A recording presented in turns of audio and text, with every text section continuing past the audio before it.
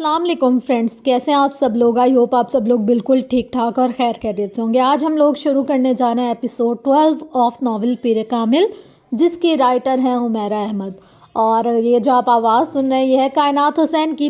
تو ہم لوگ جلدی سے اس کو اسٹارٹ کرتے ہیں تاکہ آپ لوگوں کا ٹائم ویسٹ نہ ہو اور آپ کو جلدی جلدی سے اسٹوری مزے کی سننے کو ملے۔ ریڈی سیٹ گو۔ MBA کا دوسرا سال بہت پرسکون گزرا تھا۔ پڑھائی کے علاوہ اس کی زندگی میں اور کوئی سرگرمی نہیں تھی۔ وہ گیمز پر صرف ڈسکشن میں ہی کلاس فیلوز کے ساتھ گفتگو کرتا تھا یا پھر گروپس پروجیکٹ کے سلسلے میں اس کے ساتھ وقت گزارتا۔ باقی کا سارا وقت وہ لائبریری میں گزار دیتا۔ ویکینڈ پر اس کی واحد سرگرمی اسلامک سینٹر جانا ہوتا تھا، جہاں وہ ایک عربی سے قرآن پاک کی تلاوت کرنا سیکھ رہا تھا۔ پھر وہ قرآن پاک کے ان اسباق کو دہراتا تھا۔ پھر اسی عرب سے اس نے عربی زبان سیکھنا شروع کر دی تھی۔ خالد عبد الرحمن نامی وہ عرب بنیادی طور پر ایک میڈیکل ٹیکنیشین تھا اور ایک ہاسپٹل سے وابستہ تھا۔ وہ ویکینڈ پر وہاں آ کر عربی زبان اور قرآن پاک کی کلاسز لیا کرتا تھا۔ وہ اس کام کا کوئی معاوضہ نہیں لیا کرتا تھا، بلکہ اسلامک سینٹر کی لائبریری میں موجود کتابوں کی ایک بڑی تعداد بھی اسی کے دوستوں اور رشتہ داروں کی طرف سے عطیہ کی گئی تھی۔ قرآن پاک کی انہی کلاسز کے دوران ایک دن اس نے سالار سے کہا، تم قرآن پاک حفظ کیوں نہیں کرتے؟ سالار نے اس کی تجویز نما سوال پر کچھ دیر حیرانی سے اس کا منہ دیکھنے لگا۔ میں کیسے کر سکتا ہوں؟ کیوں؟ تم کیوں نہیں کر سکتے؟ خالد نے جواباً اس سے پوچھا۔ بہت مشکل ہے، اور پھر میرے جیسا آدمی؟ نہیں، میں نہیں کر سکتا، سالار نے چند لمحے کے بعد کہا۔ تمہارا ذہن بہت اچھا ہے، بلکہ میں اگر یہ کہوں کہ میں نے اپنی زندگی میں آج تک تم سے زیادہ ذہین آدمی نہیں دیکھا۔ جتنی تیز رفتاری سے تم نے اتنے مختصر عرصے میں اتنی چھوٹی بڑی صورتیں یاد کی ہیں، کوئی اور نہیں کر سکا۔ اور جتنی تیز رفتاری سے تم عربی سیکھ رہے ہو، میں اس پر بھی حیران ہوں۔ جب ذہن اس قدر ذخیرہ ہو اور دنیا کی ہر چیز سیکھ لینے اور یاد رکھنے کی خواہش ہو تو قرآن پاک کیوں نہیں؟ تمہارے ذہن پر اللہ تعالیٰ کا حق ہے، خالد نے کہا۔ آپ میری بات نہیں سمجھے۔ مجھے سیکھنے پر کوئی اعتراض نہیں، مگر یہ بہت مشکل ہے۔ میں اس عمر میں یہ نہیں سیکھ سکتا، سالار نے وضاحت کی۔ جبکہ میرا خیال ہے کہ تمہیں قرآن پاک حفظ کرنے میں بہت آسانی ہوگی۔ تم ایک بار اسے حفظ کرنا شروع کرو۔ میں کسی اور کے بارے میں تو یہ دعویٰ نہ کرتا، مگر تمہارے بارے میں یہ دعویٰ کہہ سکتا ہوں کہ تم نہ صرف بہت آسانی سے اسے حفظ کر لو گے، بلکہ بہت کم عرصے میں۔ سالار نے اس دن اس موضوع کے بارے میں مزید کوئی بات نہیں کی، مگر اس رات اپنے اپارٹمنٹ پر واپس آنے کے بعد وہ خالد عبد الرحمن کی باتوں کے بارے میں ہی سوچتا رہا۔ اس کا خیال تھا کہ خالد عبد الرحمن دوبارہ اس کے بارے میں اس سے بات نہیں کرے گا، مگر اگلے ہفتے خالد عبد الرحمن نے ایک بار پھر اس سے یہی سوال کیا۔ سالار بہت دیر چپ چاپ اسے دیکھتا رہا، پھر اس نے مدھم آواز میں خالد سے کہا، مجھے خوف آتا ہے۔ کس چیز سے؟ قرآن پاک حفظ کرنے سے، خالد نے قدرے حیرانی سے پوچھا۔ سالار نے اس بات میں سر ہلا دیا۔ کیوں؟ وہ بہت دیر خاموش رہا، پھر کارپیٹ پر اپنی انگلی سے لکیر کھینچتے اور انہیں دیکھتے ہوئے اس نے خالد سے کہا، میں بہت گناہ کر چکا ہوں، اتنے گناہ کہ مجھے انہیں گننا بھی مشکل ہو جائے گا۔ صغیرہ کبیرہ ہر گناہ جو انسان سوچ سکتا ہے یا کر سکتا ہے۔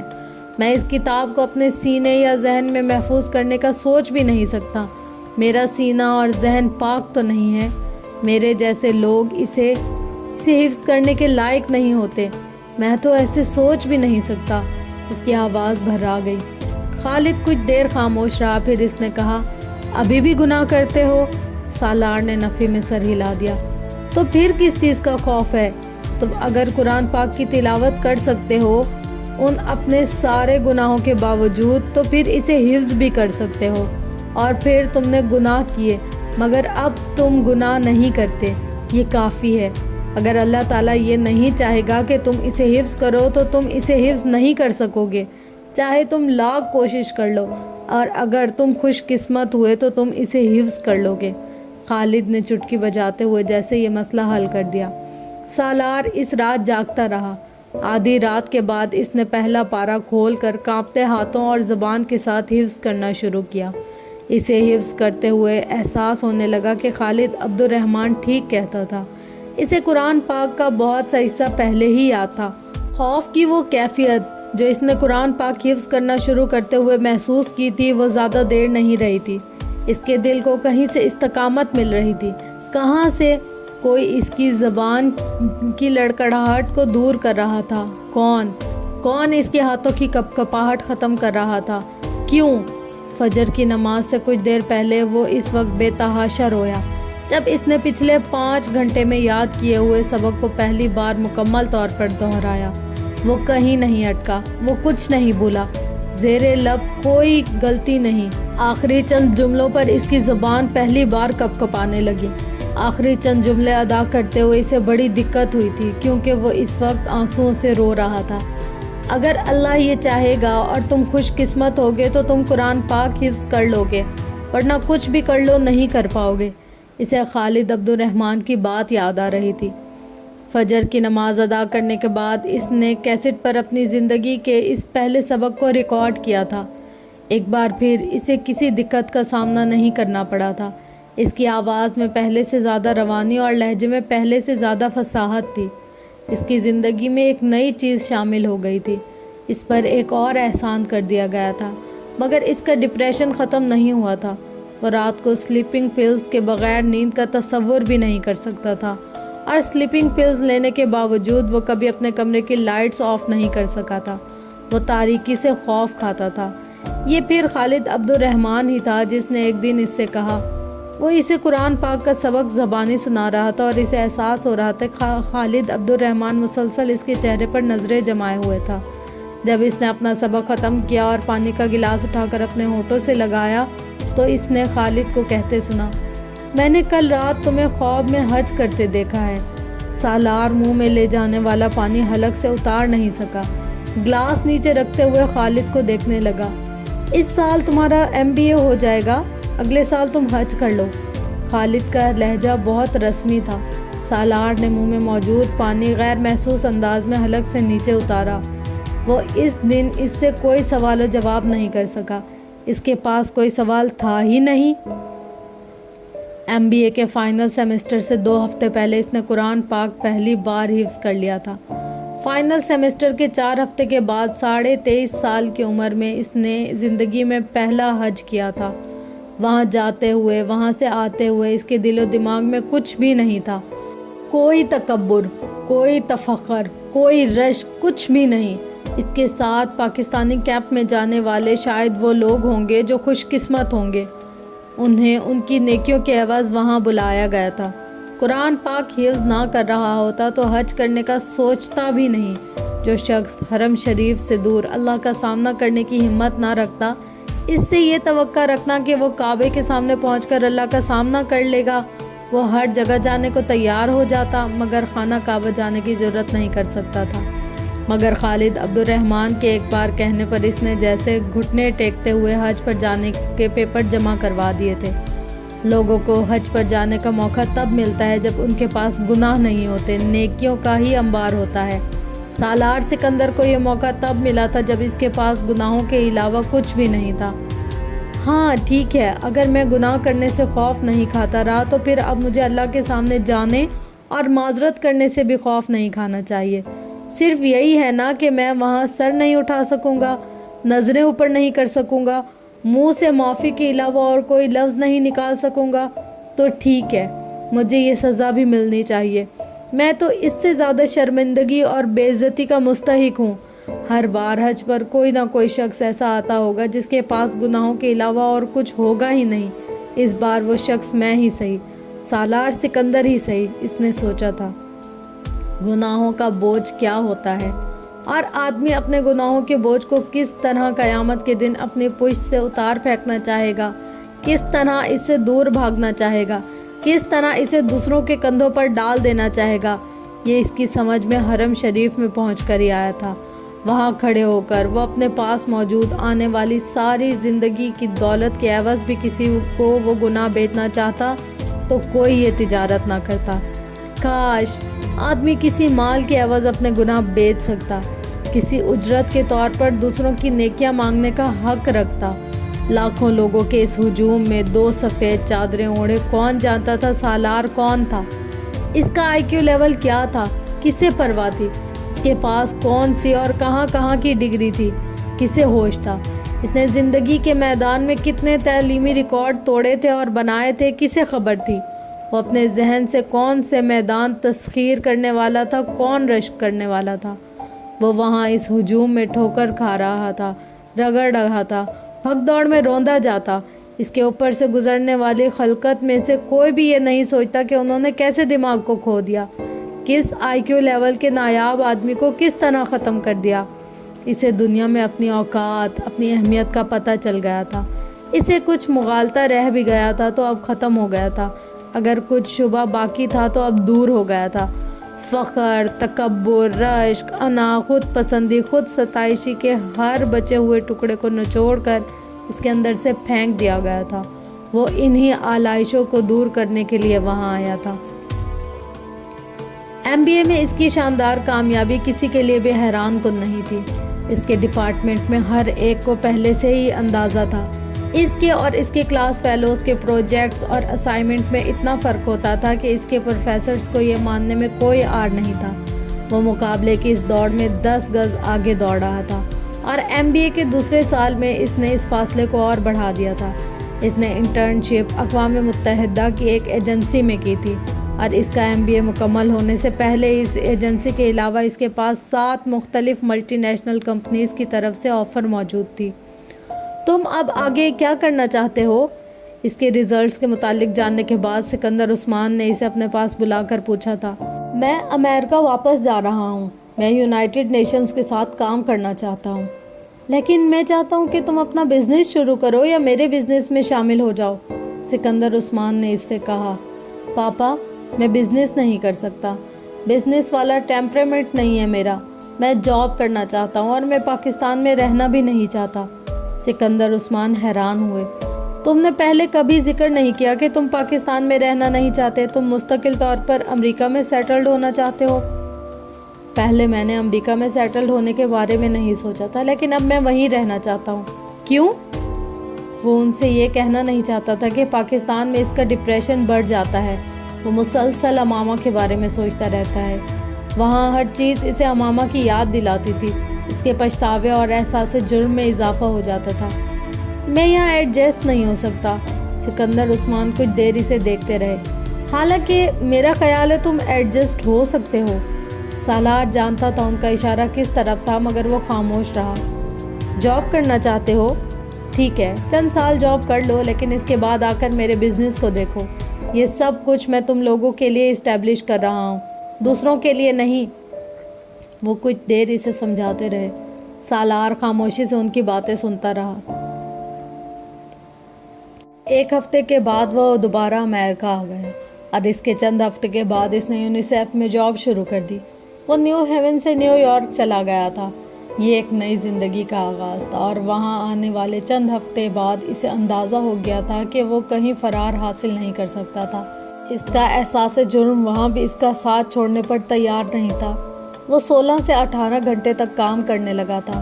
وہ ایک دن بھی 3-4 گھنٹے سے زیادہ نہیں سویا اور دن رات کی اس مصروفیات نے اسے بڑی حد تک نارمل کر دیا تھا۔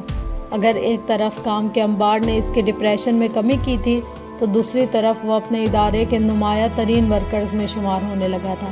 یونیسیف کے مختلف پروجیکٹس کے سلسلے میں وہ ایشیا، افریقہ اور لاطینی امریکہ کے ممالک جانے لگا۔ غربت اور بیماری کو پہلی دفعہ اپنی آنکھوں سے اتنے قریب سے دیکھ رہا تھا۔ رپورٹس اور اخبارات میں چھپنے والے حقائق میں اور ان حقائق کو اپنی تمام ہولناکی کے ساتھ کھلی آنکھ سے دیکھنے میں بہت فرق ہوتا ہے، اور یہ فرق اسے اس جاب میں ہی سمجھ میں آیا تھا۔ ہر روز بھوکے سونے والے لوگوں کی تعداد کروڑوں میں تھی۔ ہر رات پیٹ بھر کر ضرورت سے زیادہ کھا لینے والوں کی تعداد بھی کروڑوں میں تھی۔ صرف 3 وقت کا کھانا، سر پر چھت اور جسم پر لباس بھی کتنی بڑی نعمتیں تھی، اسے تب سمجھ میں آیا تھا۔ وہ یونیسیف کی ٹیم کے ساتھ چارٹرڈ طیارے میں سفر کرتے ہوئے اپنی زندگی کے بارے میں سوچتا۔ اس نے زندگی میں ایسے کون سے کارنامے سر انجام دیے تھے کہ اسے وہ پرآسائش زندگی دی گئی تھی جو وہ گزار رہا تھا، اور ان لوگوں سے کیا گناہ ہوئے تھے کہ وہ زندگی کی تمام بنیادی ضروریات سے محروم صرف زندہ رہنے کی خواہش میں خوراک کے ان پیکٹس کے پیچھے بھاگتے پھرتے تھے۔ وہ ساری رات جاگ کر اپنے ادارے کے لیے ممکنہ اسکیمز اور پلان بناتا رہتا تھا۔ کہاں خوراک کی ڈسٹریبیوشن کیسے ہو سکتی ہے، کیا بہتری لائی جا سکتی ہے، کہاں مزید امداد کی ضرورت ہے، کن علاقوں میں کس طرح کے پروجیکٹس درکار تھے۔ وہ بعض دفعہ 48 گھنٹے بغیر سوئے کام کرتا رہتا تھا۔ اس کے لیے بنائے ہوئے پرپوزلز اور رپورٹس کی تکنیکی لحاظ سے اتنے مربوط ہوتے تھے کہ ان میں کوئی خامی ڈھونڈنا کسی کے لیے ممکن نہیں رہتا تھا، اور اس کی یہ خصوصیات اس کی ساکھ اور نام کو اور بھی مستحکم کرتی جا رہی تھی۔ اگر مجھے اللہ نے دوسروں سے بہترین ذہن اور صلاحیتیں دی ہیں تو مجھے ان صلاحیتوں کو دوسروں کے لیے استعمال کرنا چاہیے۔ اس طرح استعمال کرنا چاہیے کہ میں دوسروں کی زندگی میں زیادہ سے زیادہ آسانیاں لا سکوں، دوسروں کی زندگی کو بہتر کر سکوں۔ وہ کام کرتے ہوئے اس کے علاوہ اور کچھ نہیں سوچتا تھا۔ یونیسیف کے لیے کام کرنے کے دوران ہی اس نے ایم فل کرنے کا سوچا تھا، اور پھر اس نے ایم فل میں ایڈمیشن لے لیا تھا۔ ایوننگ کلاسز کو جوائن کرتے ہوئے اسے قطعاً کسی قسم کا کوئی شبہ نہیں تھا کہ وہ اپنے آپ کو ایک بار پھر ضرورت سے زیادہ مصروف کر رہا تھا، مگر اس کے پاس اس کے علاوہ اور کوئی راستہ نہیں تھا۔ کام اس کا جنون بن چکا تھا، اور پھر اس سے بھی 2 قدم آگے بڑھ کر ایک مشن۔ فرقان سے سالار کی پہلی ملاقات امریکہ سے پاکستان آتے ہوئے فلائٹ کے دوران ہوئی۔ وہ اس کے ساتھ والی سیٹ پر بیٹھا ہوا تھا۔ وہ امریکہ میں ڈاکٹرز کی کسی کانفرنس میں شرکت کر کے واپس آ رہا تھا، جبکہ سالار اپنی بہن انیتا کی شادی میں شرکت کے لیے پاکستان آ رہا تھا۔ اس لمبے فلائٹ کے دوران ان دونوں کے درمیان ابتدائی تعارف کے بعد گفتگو کا سلسلہ تھما نہیں۔ فرقان عمر میں سالار سے کافی بڑا تھا۔ وہ 35 سال کا تھا، اور لندن اسپیشلائزیشن کرنے کے بعد وہ پاکستان آ گیا تھا اور وہاں ایک ہاسپٹل میں کام کر رہا تھا۔ وہ شادی شدہ تھا، اس کے 2 بچے بھی تھے۔ چند گھنٹے آپس میں گفتگو کرتے رہنے کے بعد فرقان اور وہ سونے کی تیاری کرنے لگے۔ سالار نے معمول کے مطابق اپنے بریف کیس سے سلیپنگ پلز کی ایک گولی پانی کے ساتھ نگل لی۔ فرقان نے اس کی تمام کارروائی کو خاموشی سے دیکھا۔ جب اس نے بریف کیس بند کر کے دوبارہ رکھ دیا تو فرقان نے کہا، اکثر لوگ فلائٹ کے دوران سلیپنگ پلز کے بغیر نہیں سو سکتے۔ سالار نے گردن موڑ کر اسے دیکھا اور کہا، میں سلیپنگ پلز کے بغیر نہیں سو سکتا۔ فلائٹ میں ہوں یا نہ ہوں اس سے فرق نہیں پڑتا، سونے میں مشکل پیش آتی ہے۔ فرقان کو ایک دم کچھ تجسس ہوا۔ مشکل؟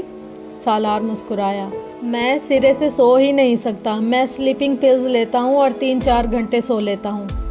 انسومنا؟ فرقان نے پوچھا۔ شاید، میں نے ڈاکٹر سے چیک اپ نہیں کروایا، مگر شاید یہ وہی ہے، سالار نے قدرے لاپرواہی سے کہا۔ تمہیں چیک اپ کروانا چاہیے، اس عمر میں انسومنا یہ کوئی بہت صحت مندی کی علامت نہیں ہے۔ میرا خیال ہے تم کام کے پیچھے جنونی ہو چکے ہو، اور اسی وجہ سے تم نے اپنے سونے کے نارمل روٹین کو خراب کر لیا ہے۔ فرقان اب کسی ڈاکٹر کی طرح بول رہا تھا۔ سالار مسکراتے ہوئے سنتا رہا۔ وہ اس سے نہیں بتا سکتا تھا کہ وہ اگر رات دن مسلسل کام نہ کرے تو وہ اس احساس جرم کے ساتھ زندہ نہیں رہ سکتا جسے وہ محسوس کرتا ہے۔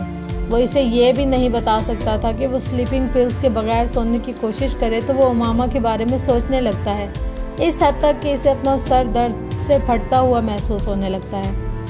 کتنے گھنٹے کام کرتے ہو ایک دن میں؟ فرقان پوچھ رہا تھا۔ 18 گھنٹے، بعض دفعہ 20 گھنٹے۔ مائی گڈنس! اور کب سے؟ 2-3 سال سے۔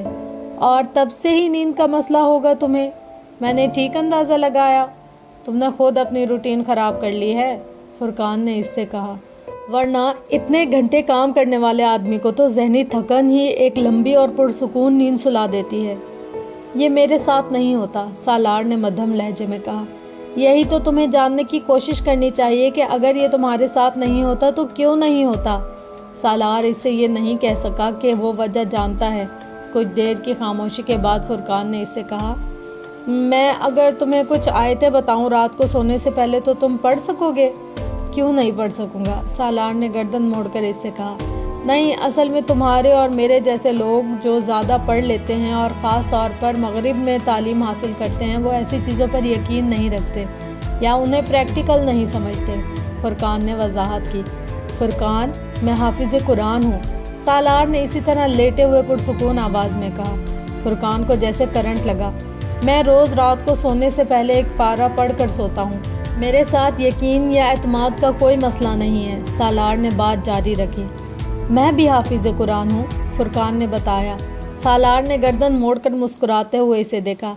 ये यकीनन एक खुशगवार इत्तेफाक था। अगरचे फुरकान ने दाढ़ी रखी हुई थी, मगर सालार को फिर भी यह अंदाज़ा नहीं हो पाया था कि वह हाफिज़ कुरान है। तो फिर तुम्हें इस तरह का कोई मसला नहीं होना चाहिए। कुरान पाक की तिलावत करके सोने वाले इंसान को नींद ना आए, ये मुझे अजीब लगता है।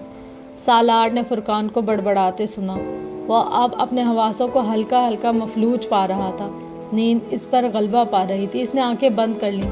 तुम्हें कोई परेशानी है?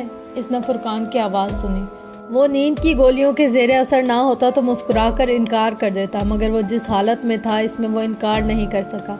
हाँ, मुझे बहुत ज़्यादा परेशानी है, मुझे सुकून नहीं है। मुझे लगता है मैं मुसलसल किसी सहरा में सफ़र कर रहा हूँ। पछतावे और एहसास जुर्म मुझे छोड़ते ही नहीं। मुझे किसी पीरे कामिल की तलाश है जो मुझे इस तकलीफ़ से निकाल दे, जो मुझे मेरी ज़िंदगी का रास्ता दिखा दे। फुरकान दम बखुद इसका चेहरा देख रहा था। सालार की आंखें बंद थी, मगर वो इसकी आंखों के कोनों से निकलती नमी को देख रहा था। इसकी आवाज़ में भी बेरब्त और लड़खड़ाहट थी। वो इस वक्त लाशऊरी तौर पर स्लीपिंग पिल्स के ज़ेरे असर बोल रहा था। वो अब खामोश हो चुका था। फुरकान ने मज़ीद कोई सवाल नहीं किया। बहुत हमवार अंदाज में चलने वाली इसकी सांसें बता रही थी कि वो नींद में जा चुका था। जहाज़ में होने वाली वो मुलाकात वहीं ख़त्म नहीं हुई। वो दोनों जागने के बाद भी आपस में गुफ्तगू करते रहे। फुरकान ने सालार से इन चंद जुमलों के बारे में नहीं पूछा था जो इसने नींद के आगोश में समाते हुए बोली थी। खुद सालार को भी अंदाज़ा नहीं था कि इसने सोने से पहले इससे क्या कुछ कहा था। अगर कहा था तो क्या कहा था। सफ़र ख़त्म होने से पहले उन दोनों ने आपस में कॉन्टैक्ट नंबर्स और एड्रेस का तबादला कर लिया। फिर सालार ने इसे अनीता की शादी पर इनवाइट किया। फुरकान ने आने का वादा किया, मगर सालार को इसका यकीन नहीं था। इन दोनों की फ़्लाइट कराची तक थी। फिर सालार को इस्लामाबाद की फ़्लाइट लेनी थी, जबकि फुरकान को लाहौर की। एयरपोर्ट पर फुरकान ने बड़ी गर्मजोशी के साथ इससे अलविदाई मुसाफा किया था। अनीता की शादी 3 दिन के बाद थी और सालार के पास इन 3 दिनों के लिए बहुत से काम थे। कुछ शादी की मसरूफियात और कुछ इसके अपने मसले। वो अगले दिन शाम को इस वक्त हैरान हुआ जब फुरकान ने इसे फ़ोन किया। 10-15 मिनट दोनों की गुफ्तगू होती रही। फ़ोन बंद करने से पहले सालार ने एक बार फिर इसे अनीता की शादी के बारे में याद दिलाया। ये कोई याद दिलाने वाली बात नहीं है, मुझे अच्छी तरह याद है। मैं वैसे भी इस वीकेंड पर इस्लामाबाद में ही हूँगा, फुरकान ने जवाबन कहा। वहाँ मुझे अपने गांव में अपना एक स्कूल देखने भी जाना है। इसकी बिल्डिंग में कुछ इजाफी तामीर हो रही है। इसी सिलसिले में तो इस्लामाबाद में इस बार क़याम मेरा कुछ लंबा ही होगा। सालार ने इसकी बात को कुछ दिलचस्पी से सुना। गांव, स्कूल, क्या मतलब? एक स्कूल चला रहा हूँ मैं वहाँ अपने गांव में। फुरकान ने इस्लामाबाद के नवाही इलाके में से एक का नाम लिया, बल्कि कई सालों से। किस लिए? फुरकान को इसके सवाल ने हैरान किया। लोगों की मदद के लिए। और किस लिए? Charity work? नहीं, चैरिटी वर्क नहीं है, ये मेरा फ़र्ज़ है। ये किसी पर कोई एहसान नहीं है। फुरकान ने बात करते करते मौजू बदल दिया। स्कूल के बारे में मज़ीद गुफ्तगू नहीं हुई और फ़ोन बंद हो गया। फुरकान अनीता की शादी में वाकई आ गया था। वो खासी देर वहाँ रुका, मगर सालार को महसूस हुआ कि वो कुछ हैरान था। तुम्हारी फैमिली तो खासी मगरिब ज़दा है। सालार को एकदम इसकी उलझन और हैरानी की वजह समझ में आ गई। मेरा ख्याल था कि तुम्हारी फैमिली कुछ कंजर्वेटिव सी होगी, क्योंकि तुमने बताया था कि तुम हाफिज़ कुरान हो और तुम्हारा लाइफस्टाइल मुझे कुछ सादा सा लगा। मगर यहाँ आकर मुझे हैरानी हुई। तुम और तुम्हारी फैमिली में बहुत फ़र्क है। I think you are the odd one out. तो अपने आखिरी जुमले पर खुद ही मुस्कुरा दिया। वो दोनों अब फुरकान की गाड़ी के करीब पहुँच चुके थे। मैंने सिर्फ 2 साल पहले कुरान पाक हिफ्ज़ किया और 2-3 साल से ही मैं ऑड वन आउट हुआ हूँ।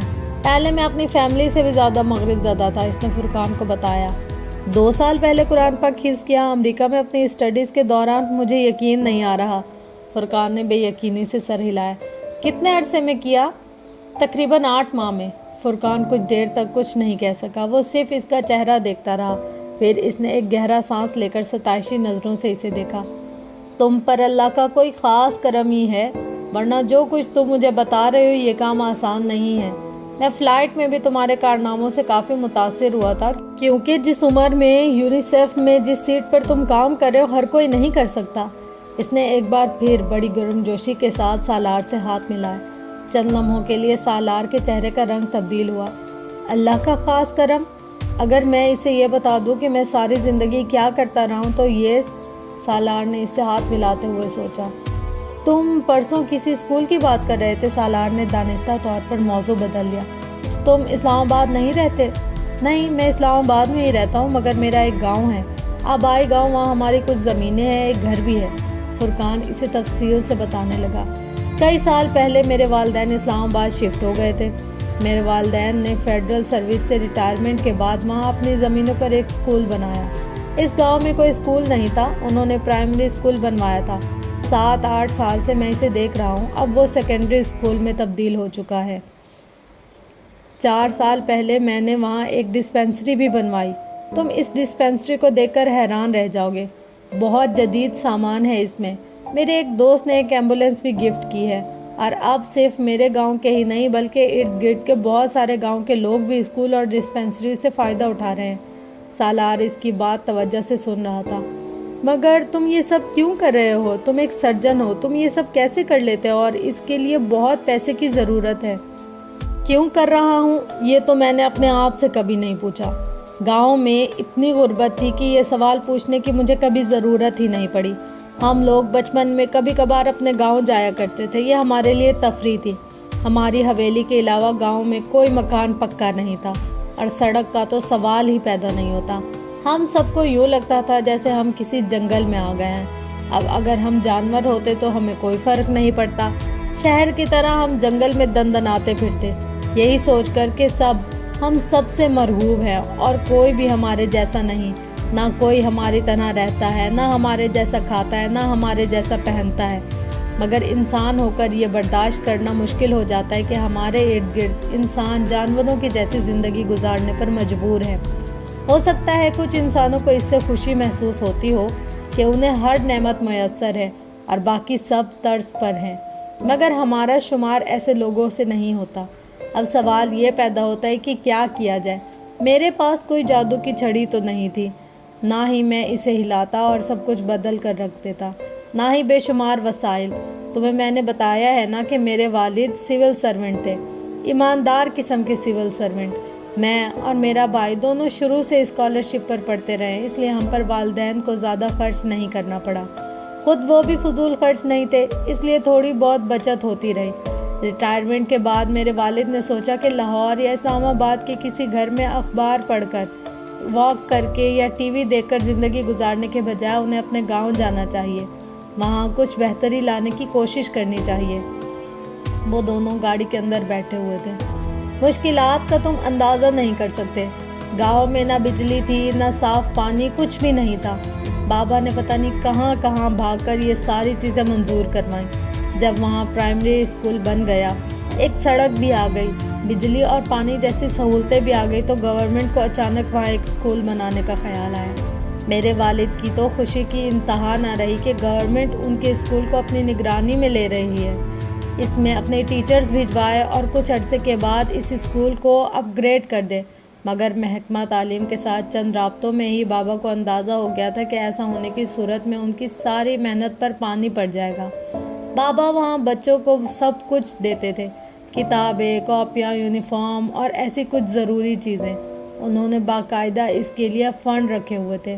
مگر تم اندازہ کر سکتے ہو کہ گورنمنٹ کے پاس چلے جانے کے بعد اس اسکول کا کیا حشر ہوتا۔ سب سے پہلے وہ فنڈز جاتے، پھر باقی سب کچھ۔ اس لیے بابا خود ہی اسکول چلاتے رہے۔ محکمہ تعلیم نے وہاں اسکول پھر بھی لاگو کیا، مگر وہاں ایک بچہ بھی نہیں گیا۔ پھر ہار مان کر انہوں نے وہ اسکول بند کر دیا اور ہمارے اسکول کو اپ گریڈ کر دیا۔ بابا کے کچھ دوستوں نے اس سلسلے میں ان کی مدد کی، اس طرح اس کی اپ گریڈنگ ہوتی گئی۔ میں ان دنوں لندن میں پڑھتا تھا اور میں روپے بچا بچا کر بھیجا کرتا تھا۔ ابھی بھی ہم اس کو اور ترقی دے رہے ہیں۔ آس پاس کے گاؤں کے لوگ بھی اپنے بچوں کو ہمارے پاس بھجواتے ہیں۔ میں جب پاکستان واپس آیا تو میں نے وہاں ایک باضابطہ قسم کی ڈسپینسری قائم کی۔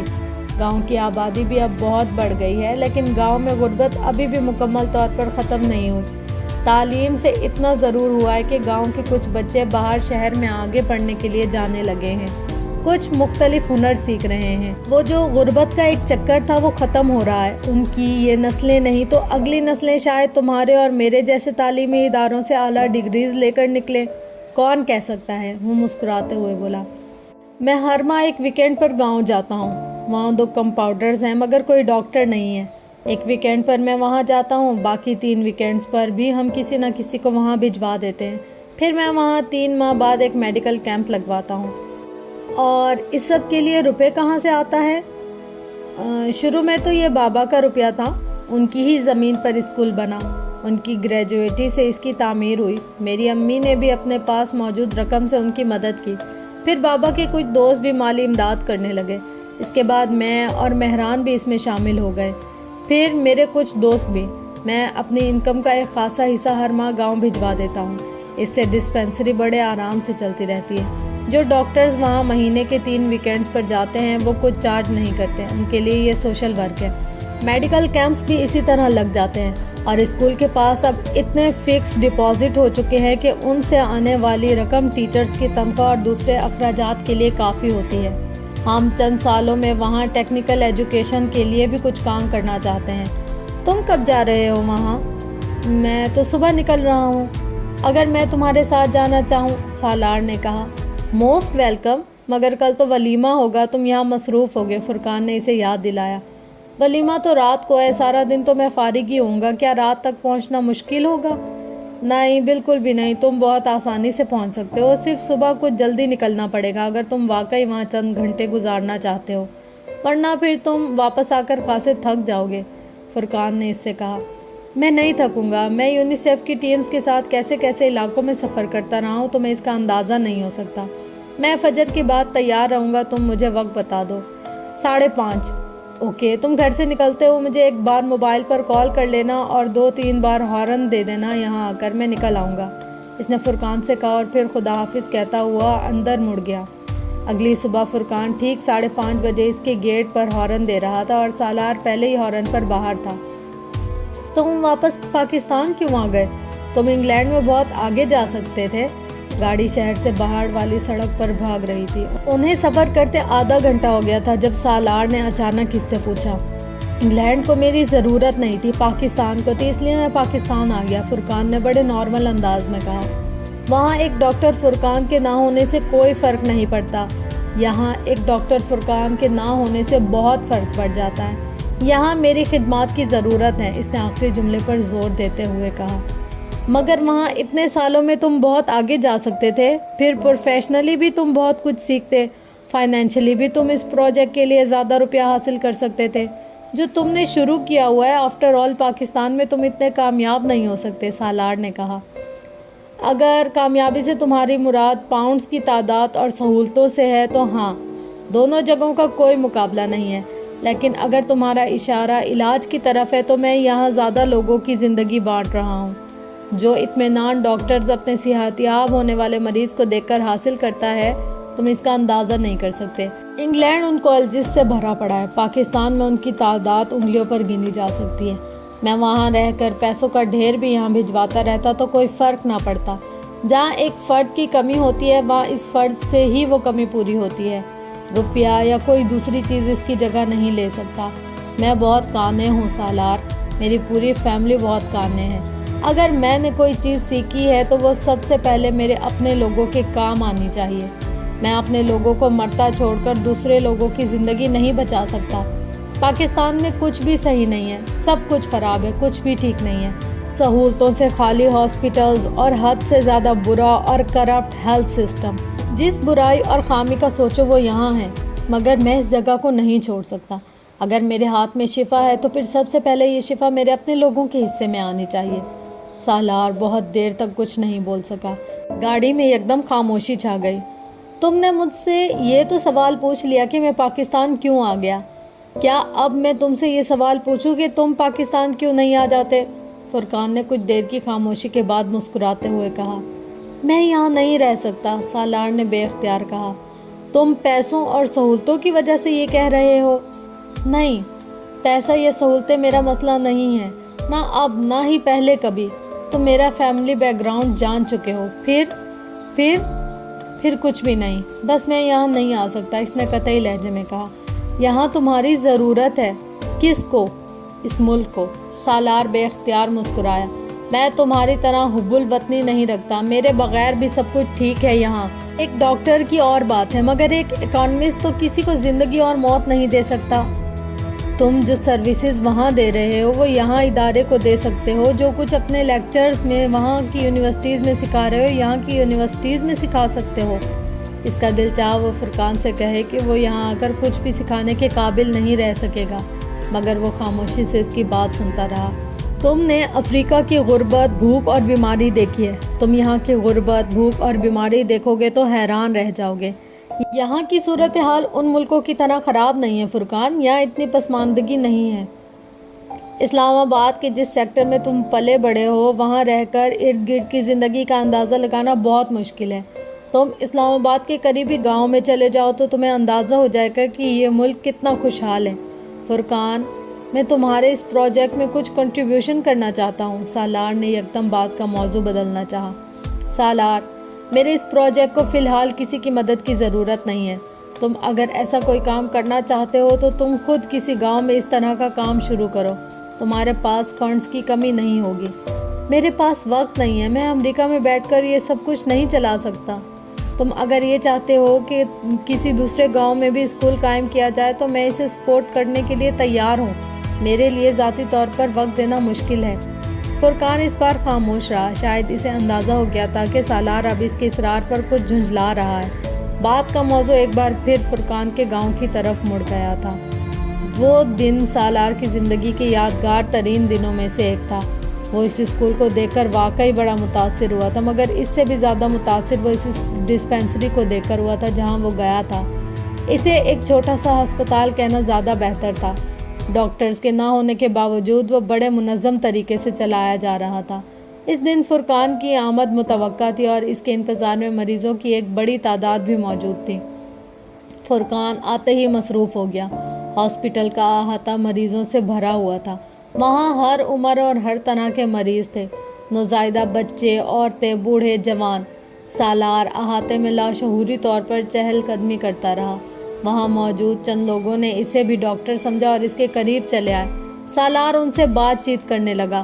زندگی میں پہلی بار کینسر کے ایک اسپیشلسٹ کو ایک فزیشین کے طور پر چیک اپ کرتے اور نسخے لکھتے دیکھ رہا تھا، اور اس نے اعتراف کیا تھا اس نے زندگی میں فرقان سے اچھا ڈاکٹر کبھی نہیں دیکھا تھا۔ وہ بے حد پروفیشنل اور بے حد نرم مزاج تھا۔ اس تمام عمل میں اس کے چہرے کی مسکراہٹ ایک لمحے کے لیے بھی غائب نہیں ہوئی تھی۔ سالار کو یوں لگ رہا تھا جیسے اس نے اپنے ہونٹوں پر مسکراہٹ کو کسی چیز کے ساتھ چپکایا ہوا تھا۔ کچھ وقت گزرنے کے بعد اس نے سالار کو ایک آدمی کے ساتھ اسکول بھجوا دیا۔ وہ وہاں اس کے والدین سے ملا۔ وہ اس کی آمد سے پہلے ہی باخبر تھے، یقیناً فرقان نے ان کو فون پر بتا دیا تھا۔ وہ ان کے ساتھ اسکول میں پھرتا رہا۔ اسکول کی عمارت اس کی توقع کے برعکس بہت وسیع اور بہت اچھی بنی ہوئی تھی۔ اسے وہاں موجود بچوں کی تعداد دیکھ کر بھی حیرت ہو رہی تھی۔ وہاں کچھ گھنٹے رکنے کے بعد وہ ان دونوں کے ساتھ ان کی حویلی میں آ گیا۔ حویلی کے بیرونی دروازے سے اندر داخل ہوتے ہی بے اختیار اس کا دل خوش ہوا تھا۔ اسے اس گاؤں میں اس قسم کے شاندار لان کی توقع نہیں تھی۔ وہاں پودوں کی بھرمار تھی مگر بے ترتیبی نہیں تھی۔ بہت شاندار لان ہے، بہت آرٹسٹک ہے، وہ تعریف کیے بغیر نہیں رہ سکا۔ یہ شکیل صاحب کا شوق ہے، فرقان کی امی نے کہا۔ میرا اور نوشین کا، فرقان کے والد نے اضافہ کیا۔ نوشین؟ سالار نے سوالیہ انداز میں کہا۔ فرقان کی بیوی، یہ آرٹسٹک ٹچ اسی کا ہے، انہوں نے مسکراتے ہوئے کہا۔ فرقان نے مجھے بتایا تھا کہ اس کی فیملی لاہور میں ہوتی ہے، سالار کو یاد تھا۔ ہاں، وہ لوگ لاہور میں ہی ہوتے ہیں، مگر فرقان مہینے میں ایک ویکینڈ پر یہاں ہوتا ہے، پھر وہ اپنی فیملی کو بھی یہاں لاتا ہے۔ یہ سلائیڈز اس کے بچوں کے لیے لگوائی گئی ہیں۔ نوشین بھی ڈاکٹر ہے، ابھی بچے چھوٹے ہیں اس لیے پریکٹس نہیں کرتے، مگر جب یہاں آتی ہے تو فرقان کے ساتھ ڈسپینسری جاتی ہے۔ اس بار وہ اپنے بھائی کی شادی میں مصروف تھی، اس لیے فرقان کے ساتھ نہیں آ سکی۔ وہ ادھر ادھر نظریں دوڑاتا ان کی باتیں سنتا رہا۔ وہ ان کے ساتھ لنچ کرنے کے لیے گھر پر آیا تھا اور اس کا خیال تھا کہ کچھ دیر تک فرقان بھی آ جائے گا، مگر جب کھانا لگنا شروع ہوا تو اس نے فرقان کے بارے میں پوچھا۔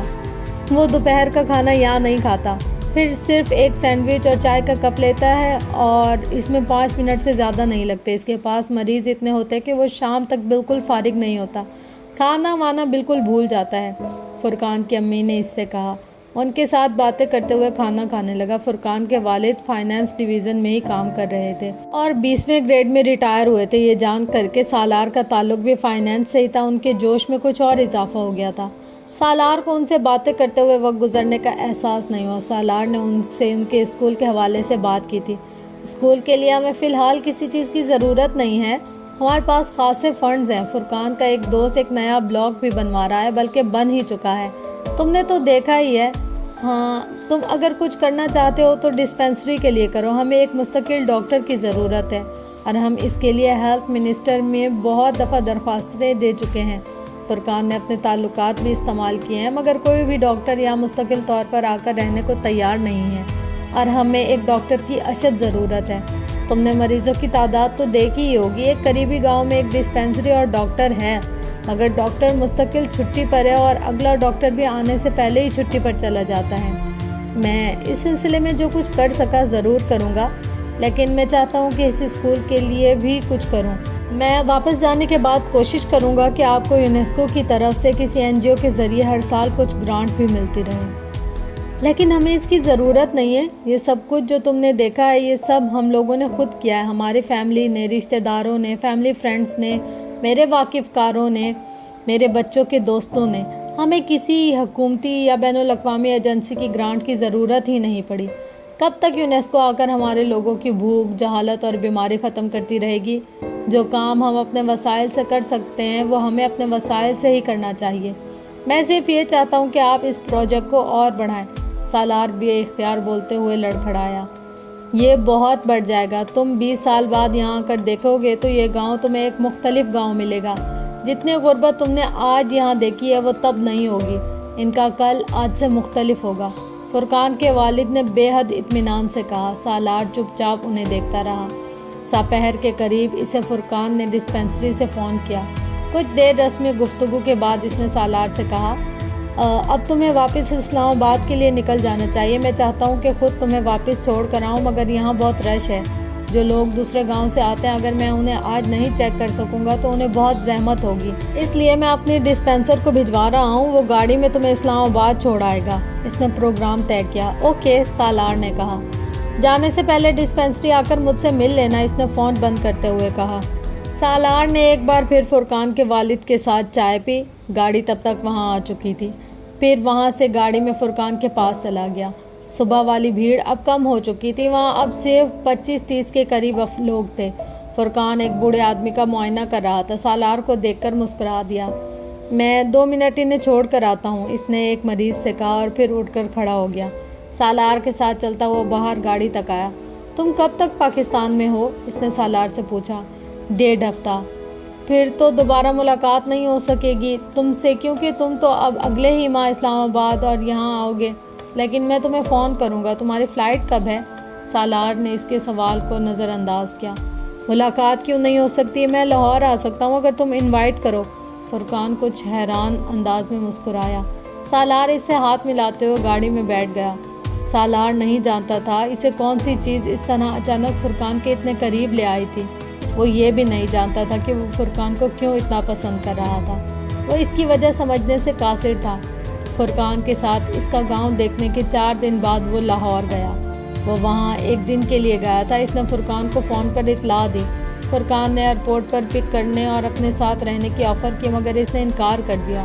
وہ فرقان سے طے شدہ پروگرام کے مطابق 4 بجے کے قریب اس کے گھر پہنچا۔ وہ ایک اچھے علاقے میں ایک عمارت کے گراؤنڈ فلور کے ایک فلیٹ میں رہتا تھا۔ دروازے کے ساتھ موجود بیل دبا کر وہ خاموشی سے کھڑا ہو گیا۔ اندر سے یکدم کسی بچے کے بھاگنے کی آواز آئی۔ ایک 4-5 سال کی بچی ڈور چین کی وجہ سے دروازے میں آنے والی جھری سے اس کو دیکھ رہی تھی۔ آپ کو کس سے ملنا ہے؟ سالار اسے دیکھ کر دوستانہ انداز میں مسکرایا تھا، مگر اس بچی کے چہرے پر کوئی مسکراہٹ نہیں آئی۔ وہ بڑی سنجیدگی سے سالار سے پوچھ رہی تھی، بیٹا مجھے آپ کے پاپا سے ملنا ہے۔ اس بچی اور فرقان کے چہرے میں اتنی مماثلت تھی کہ اس کے لیے یہ اندازہ لگانا مشکل نہیں تھا کہ وہ فرقان کی بیٹی تھی۔ پاپا اس وقت کسی سے نہیں ملتے، اسے بڑی سنجیدگی سے اطلاع دی۔ مجھ سے مل لیں گے، سالار نے قدرے محفوظ ہوتے ہوئے کہا۔ آپ سے کیوں مل لیں گے؟ فوراً جواب آیا۔ کیونکہ میں ان کا دوست ہوں، آپ انہیں جا کر بتائیں کہ سالار انکل آئے ہیں تو وہ مجھ سے مل لیں گے۔ سالار نے مسکراتے ہوئے نرمی سے کہا۔ وہ اس کی مسکراہٹ سے متاثر نہیں ہوئی۔ لیکن آپ میرے انکل تو نہیں ہیں۔ سالار کو بے اختیار ہنسی آ گئی۔ آپ نہ ہنسیں، وہ بے اختیار بگڑی۔ سالار پنجوں کے بل اس کے مقابل بیٹھ گیا۔ اچھا میں نہیں ہنستا، اس نے چہرے کی مسکراہٹ کو چھپایا۔ آپ اس فراک میں بہت اچھی لگ رہی ہیں۔ وہ اب کچھ قریب سے اس کا جائزہ لیتے ہوئے بولا۔ اس کی تعریف نے دروازے کی جھری میں سے جھانکتی ہوئی محترمہ کے تاثرات اور موڈ میں کوئی تبدیلی نہیں کی۔ لیکن آپ مجھے اچھے نہیں لگے۔ اس کے جملے سے زیادہ اس کے تاثرات نے سالار کو محفوظ کیا۔ وہ اب کچھ دور سے فلیٹ کے اندر کسی کے قدموں کی آواز سن رہا تھا۔ کوئی دروازے کی طرف آ رہا تھا۔ کیوں؟ میں کیوں اچھا نہیں لگا؟ اس نے مسکراتے ہوئے اطمینان سے پوچھا۔ بس نہیں اچھے لگے؟ اس نے ناگواری سے گردن کو جھٹکا۔ نام کیا ہے آپ کا؟ وہ کچھ دیر اسے دیکھتی رہی، پھر اس نے کہا امامہ۔ سالار کے چہرے کی مسکراہٹ غائب ہو گئی۔ اس نے دروازے کی جھری میں سے امامہ کے عقب میں فرقان کو دیکھا۔ وہ امامہ کو اٹھاتے ہوئے دروازہ کھول رہا تھا۔ سالار کھڑا ہو گیا۔ فرقان نہا کر نکلا تھا، اس کے بال گیلے اور بے ترتیب تھے۔ سالار نے مسکرانے کی کوشش کی، وہ فوری طور پر کامیاب نہیں ہو سکا۔ فرقان نے اس سے ہاتھ ملایا۔ میں تمہارا ہی انتظار کر رہا تھا، وہ اس کے ساتھ اندر جاتے ہوئے بولا۔ وہ دونوں اب ڈائننگ روم میں داخل ہو رہے تھے۔ امامہ فرقان کی گود میں چڑھی ہوئی تھی اور اسے مسلسل کان میں کچھ بتانے کی کوشش کر رہی تھی، جسے فرقان مسلسل نظر انداز کر رہا تھا۔ انکل سالار سے ملی ہیں آپ؟ فرقان نے سالار کو بیٹھنے کا اشارہ کرتے ہوئے امامہ سے پوچھا۔ وہ اب خود بھی صوفے پر بیٹھ رہا تھا۔ یہ مجھے اچھے نہیں لگتے، اس نے باپ تک اپنی ناپسندیدگی پہنچائی۔ بہت بری بات ہے امامہ، ایسے نہیں کہتے، فرقان نے سرزنش کرنے والے انداز میں کہا۔ آپ انکل کے پاس جائیں اور ان سے ہاتھ ملائیں۔ اس نے امامہ کو نیچے اتار دیا۔ وہ سالار کی طرف جانے کے بجائے ایک دم بھاگتے ہوئے باہر چلی گئی۔ حیرانی کی بات ہے کہ اسے تم اچھے نہیں لگے، ورنہ اس کو میرا ہر دوست اچھا لگتا ہے۔ آج اس کا موڈ بھی کچھ آف ہے، فرقان نے مسکراتے ہوئے وضاحت کی۔ یہ نام کا اثر ہے، مجھے حیرانی ہوتی اگر میں اسے اچھا لگتا، سالار نے سوچا۔ چائے پیتے ہوئے وہ دونوں آپس میں باتیں کرتے رہے اور باتوں کے دوران سالار نے اس سے کہا، 1-2 ہفتے تک تم لوگوں کی ڈسپینسری میں ڈاکٹر آ جائے گا، اس نے سرسری انداز میں کہا۔ یہ تو بہت اچھی خبر ہے، فرقان ایک دم خوش ہوا۔ اور اس بار وہ ڈاکٹر وہاں رہے گا، اگر نہ رہے تو مجھے بتانا۔ میری سمجھ میں نہیں آتا میں تمہارا شکریہ کیسے ادا کروں۔ ڈسپینسری میں ایک ڈاکٹر کی دستیابی سب سے بڑا مسئلہ رہا ہے۔ اس کی ضرورت نہیں ہے، وہ رکا۔ وہاں جانے سے پہلے مجھے یہ توقع نہیں تھی کہ تم اور تمہاری فیملی اس کام کو اس اسکیل پر اور اتنے آرگنائزڈ انداز میں کر رہے ہو۔ میں تم لوگ کے کام سے در حقیقت بہت متاثر ہوا ہوں اور میری آفر ابھی بھی وہی ہے۔ میں اس پروجیکٹ کے سلسلے میں تمہاری مدد کرنا چاہتا ہوں، اس نے سنجیدگی سے فرقان سے کہا۔ سالار، میں نے تم سے پہلے بھی کہا ہے کہ میں چاہوں گا کہ تم اسی طرح کا کوئی پروجیکٹ وہاں کسی دوسرے گاؤں میں شروع کرو۔ تمہارے پاس مجھ سے زیادہ ذرائع ہیں اور تم مجھ سے زیادہ اچھے طریقے سے یہ پروجیکٹ چلا سکتے ہو۔ میں نے تم سے پہلے بھی کہا تھا کہ میرا مسئلہ وقت ہے، میں تمہارے جتنا وقت نہیں دے سکتا اور پھر میں پاکستان میں رہ بھی نہیں سکتا۔ تمہاری طرح میرے فیملی ممبرز بھی اس معاملے میں میری مدد نہیں کر سکتے، سالار نے اپنا مسئلہ بتایا۔ چلو اس پر بعد میں بات کریں گے، ابھی تم چائے پیو، پھر میں تمہیں اپنے ساتھ لے کر جاؤں گا، فرقان نے موضوع بدلتے ہوئے کہا۔ کہاں؟ یہ تو میں تمہیں راستے میں ہی بتاؤں گا، وہ عجیب انداز میں مسکرایا۔ میں وہاں جا کر کیا کروں گا؟ سالار نے گاڑی میں بیٹھتے ہوئے فرقان سے پوچھا۔ وہی جو میں کرتا ہوں، وہ سگنل پر گاڑی روکتے ہوئے بولا۔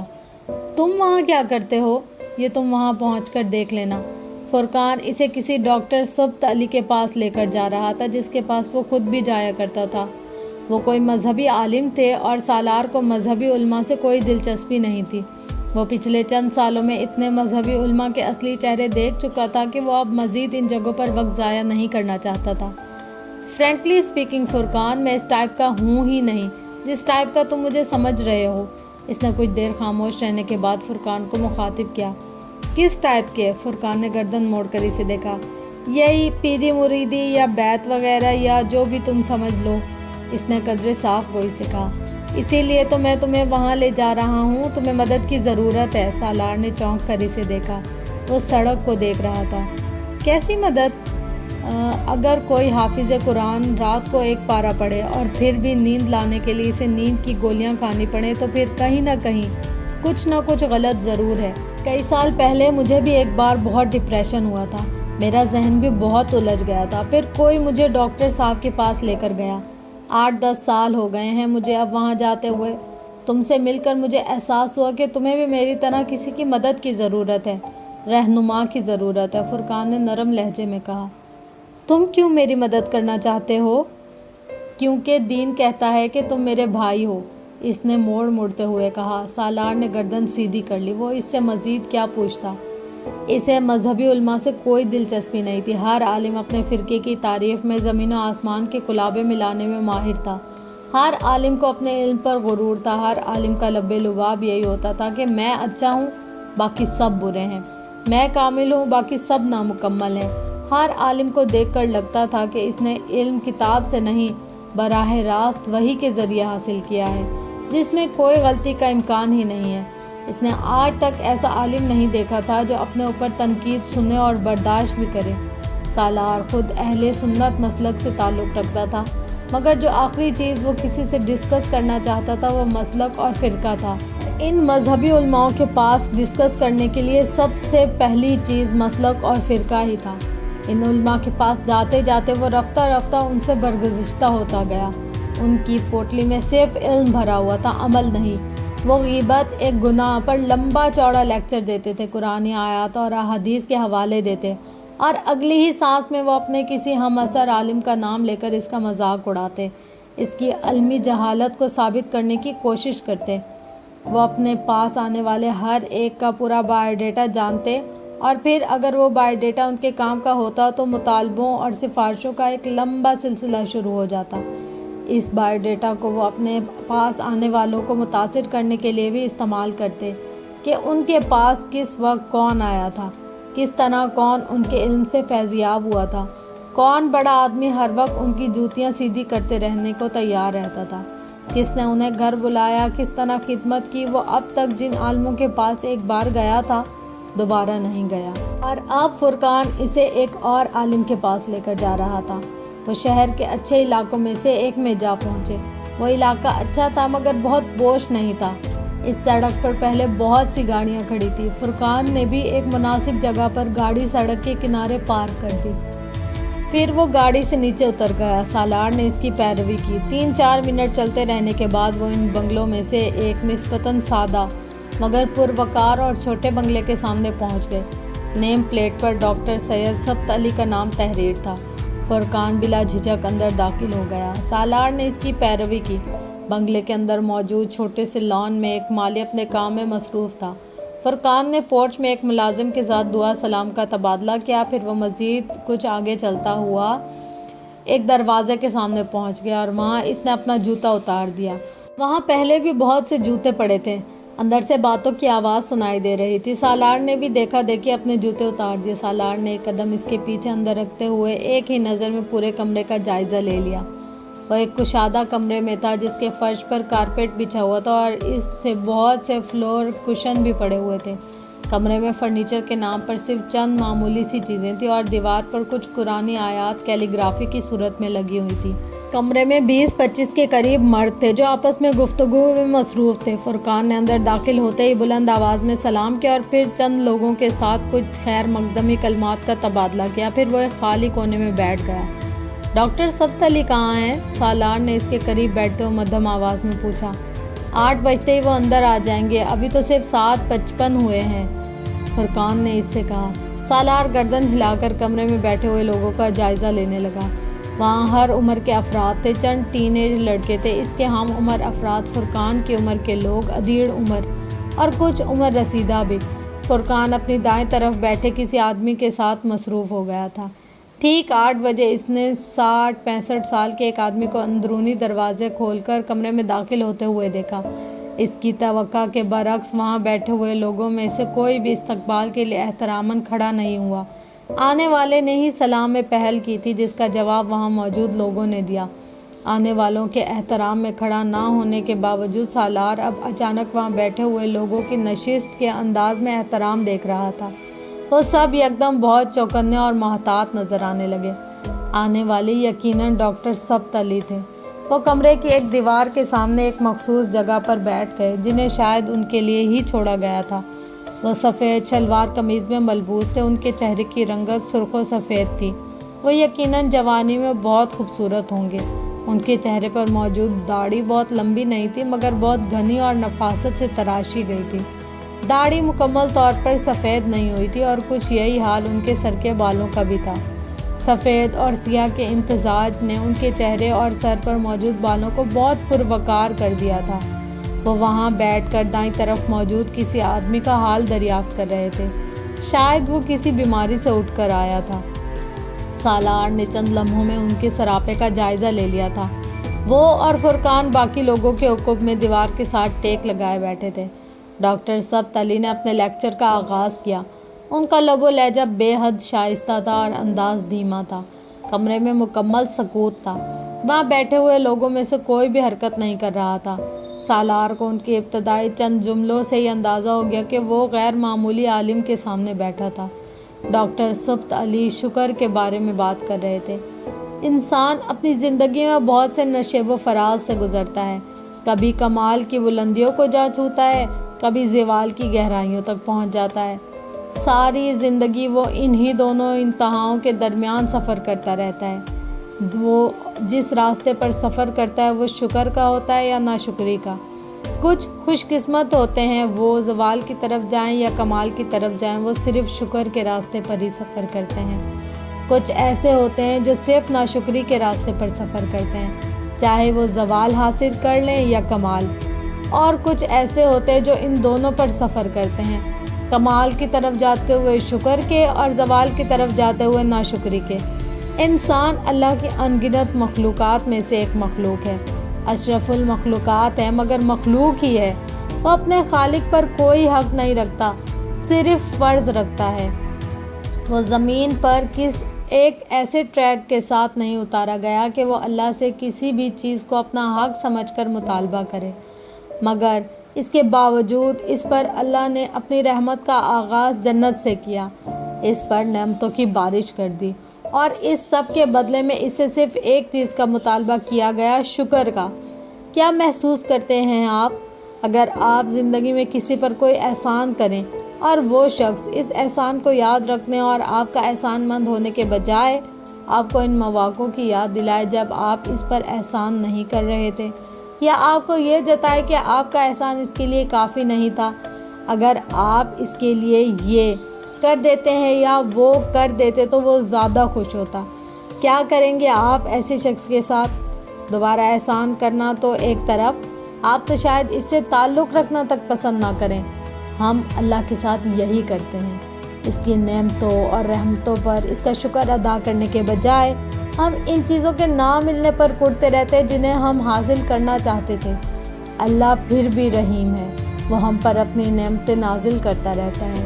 ان کی تعداد میں ہمارے اعمال کے مطابق کمی بیشی کرتا رہتا ہے، مگر ان کا سلسلہ کبھی مکمل طور پر منقطع نہیں ہوتا۔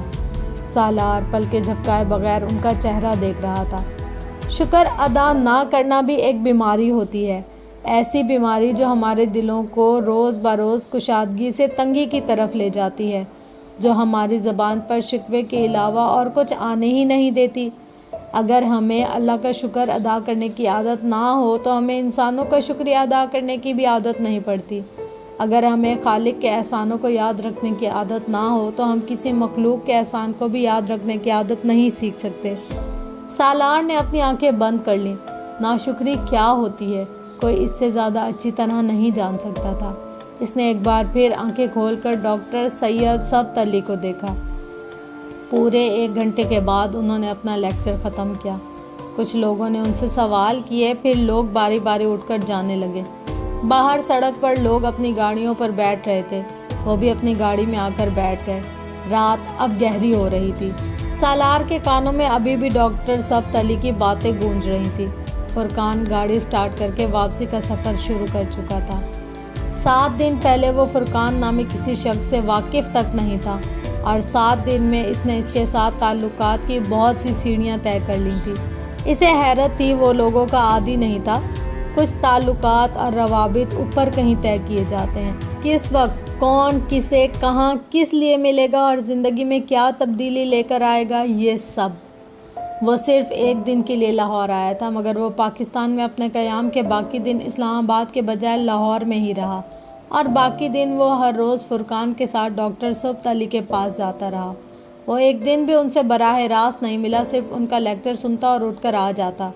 ڈاکٹر سبت علی زندگی کا بڑا حصہ مختلف یورپی ممالک کی یونیورسٹیز میں اسلامک اسٹڈیز اور اسلامک ہسٹری کی تعلیمات دیتے گزارا تھا۔ پچھلے 10-12 سال سے وہ پاکستان میں یہاں کی ایک یونیورسٹی سے وابستہ تھے، اور فرقان تقریباً اتنا ہی عرصے سے انہیں جانتا تھا۔ جس دن اسے لاہور سے اسلام آباد اور پھر وہاں سے واپس واشنگٹن جانا تھا، اس رات پہلی بار وہ لیکچر ختم ہونے کے بعد فرقان کے ساتھ وہاں ٹھہر گیا۔ باری باری تمام لوگ کمرے سے نکل رہے تھے۔ ڈاکٹر سبت علی کھڑے تھے اور کچھ لوگ اسے الوداعی مصافحہ کر رہے تھے۔ فرقان اس کے ساتھ ڈاکٹر سبت علی کی طرف بڑھ گیا۔ ڈاکٹر سبت علی کے چہرے پر فرقان کو دیکھ کر مسکراہٹ نمودار ہوئی تھی۔ وہ کمرے میں موجود آخری آدمی کو رخصت کر رہے تھے۔ کیسے ہیں آپ فرقان صاحب؟ انہوں نے فرقان کو مخاطب کیا۔ بڑے دنوں کے بعد آپ رکے یہاں پر؟ فرقان نے کوئی وضاحت دی، پھر سالار کا تعارف کروایا۔ یہ سالار سکندر ہیں، میرے دوست۔ سالار نے اپنا نام سننے پر انہیں یکدم چونکتے دیکھا، اور پھر وہ کچھ حیران ہو گئے، مگر اگلے ہی لمحے ان کے چہرے پر ایک بار پھر پہلے والی مسکراہٹ تھی۔ فرقان اب اس کا تفصیلی تعارف کروا رہا تھا۔ آئیے بیٹھیے، ڈاکٹر سبت علی نے فرشی نشست کی طرف اشارہ کرتے ہوئے کہا۔ فرقان اور وہ ان سے کچھ فاصلے پر بیٹھ گئے۔ وہ فرقان کے ساتھ اس کے پروجیکٹ کے حوالے سے بات کر رہے تھے۔ سالار خاموشی سے باری باری ان دونوں کو دیکھتا رہا۔ گفتگو کے دوران ہی ان کا ملازم اندر آیا اور انہوں نے اسے کھانا لانے کے لیے کہا۔ ملازم نے اس کمرے میں دسترخوان بچھا کر کھانا لگا دیا۔ فرقان یقیناً پہلے بھی وہاں کئی بار کھانا کھاتا رہا تھا۔ وہ جب ہاتھ دھو کر کھانا کھانے کے لیے واپس کمرے میں پہنچا تو دسترخوان پر بیٹھا تو ڈاکٹر سبت علی نے اچانک اسے مخاطب کیا۔ آپ مسکراتے نہیں ہیں سالار؟ وہ ان کے سوال سے زیادہ سوال کی نوعیت پر گڑبڑا گیا۔ کچھ ہونک سا وہ انہیں دیکھتا رہا۔ اس عمر میں اتنی سنجیدگی تو کوئی مناسب بات نہیں۔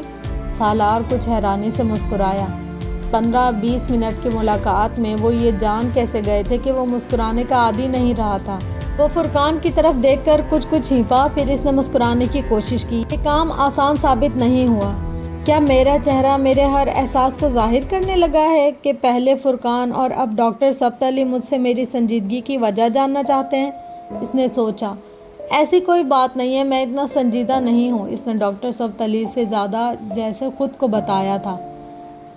ممکن ہے ایسا ہی ہو، ڈاکٹر سبت علی نے مسکراتے ہوئے کہا۔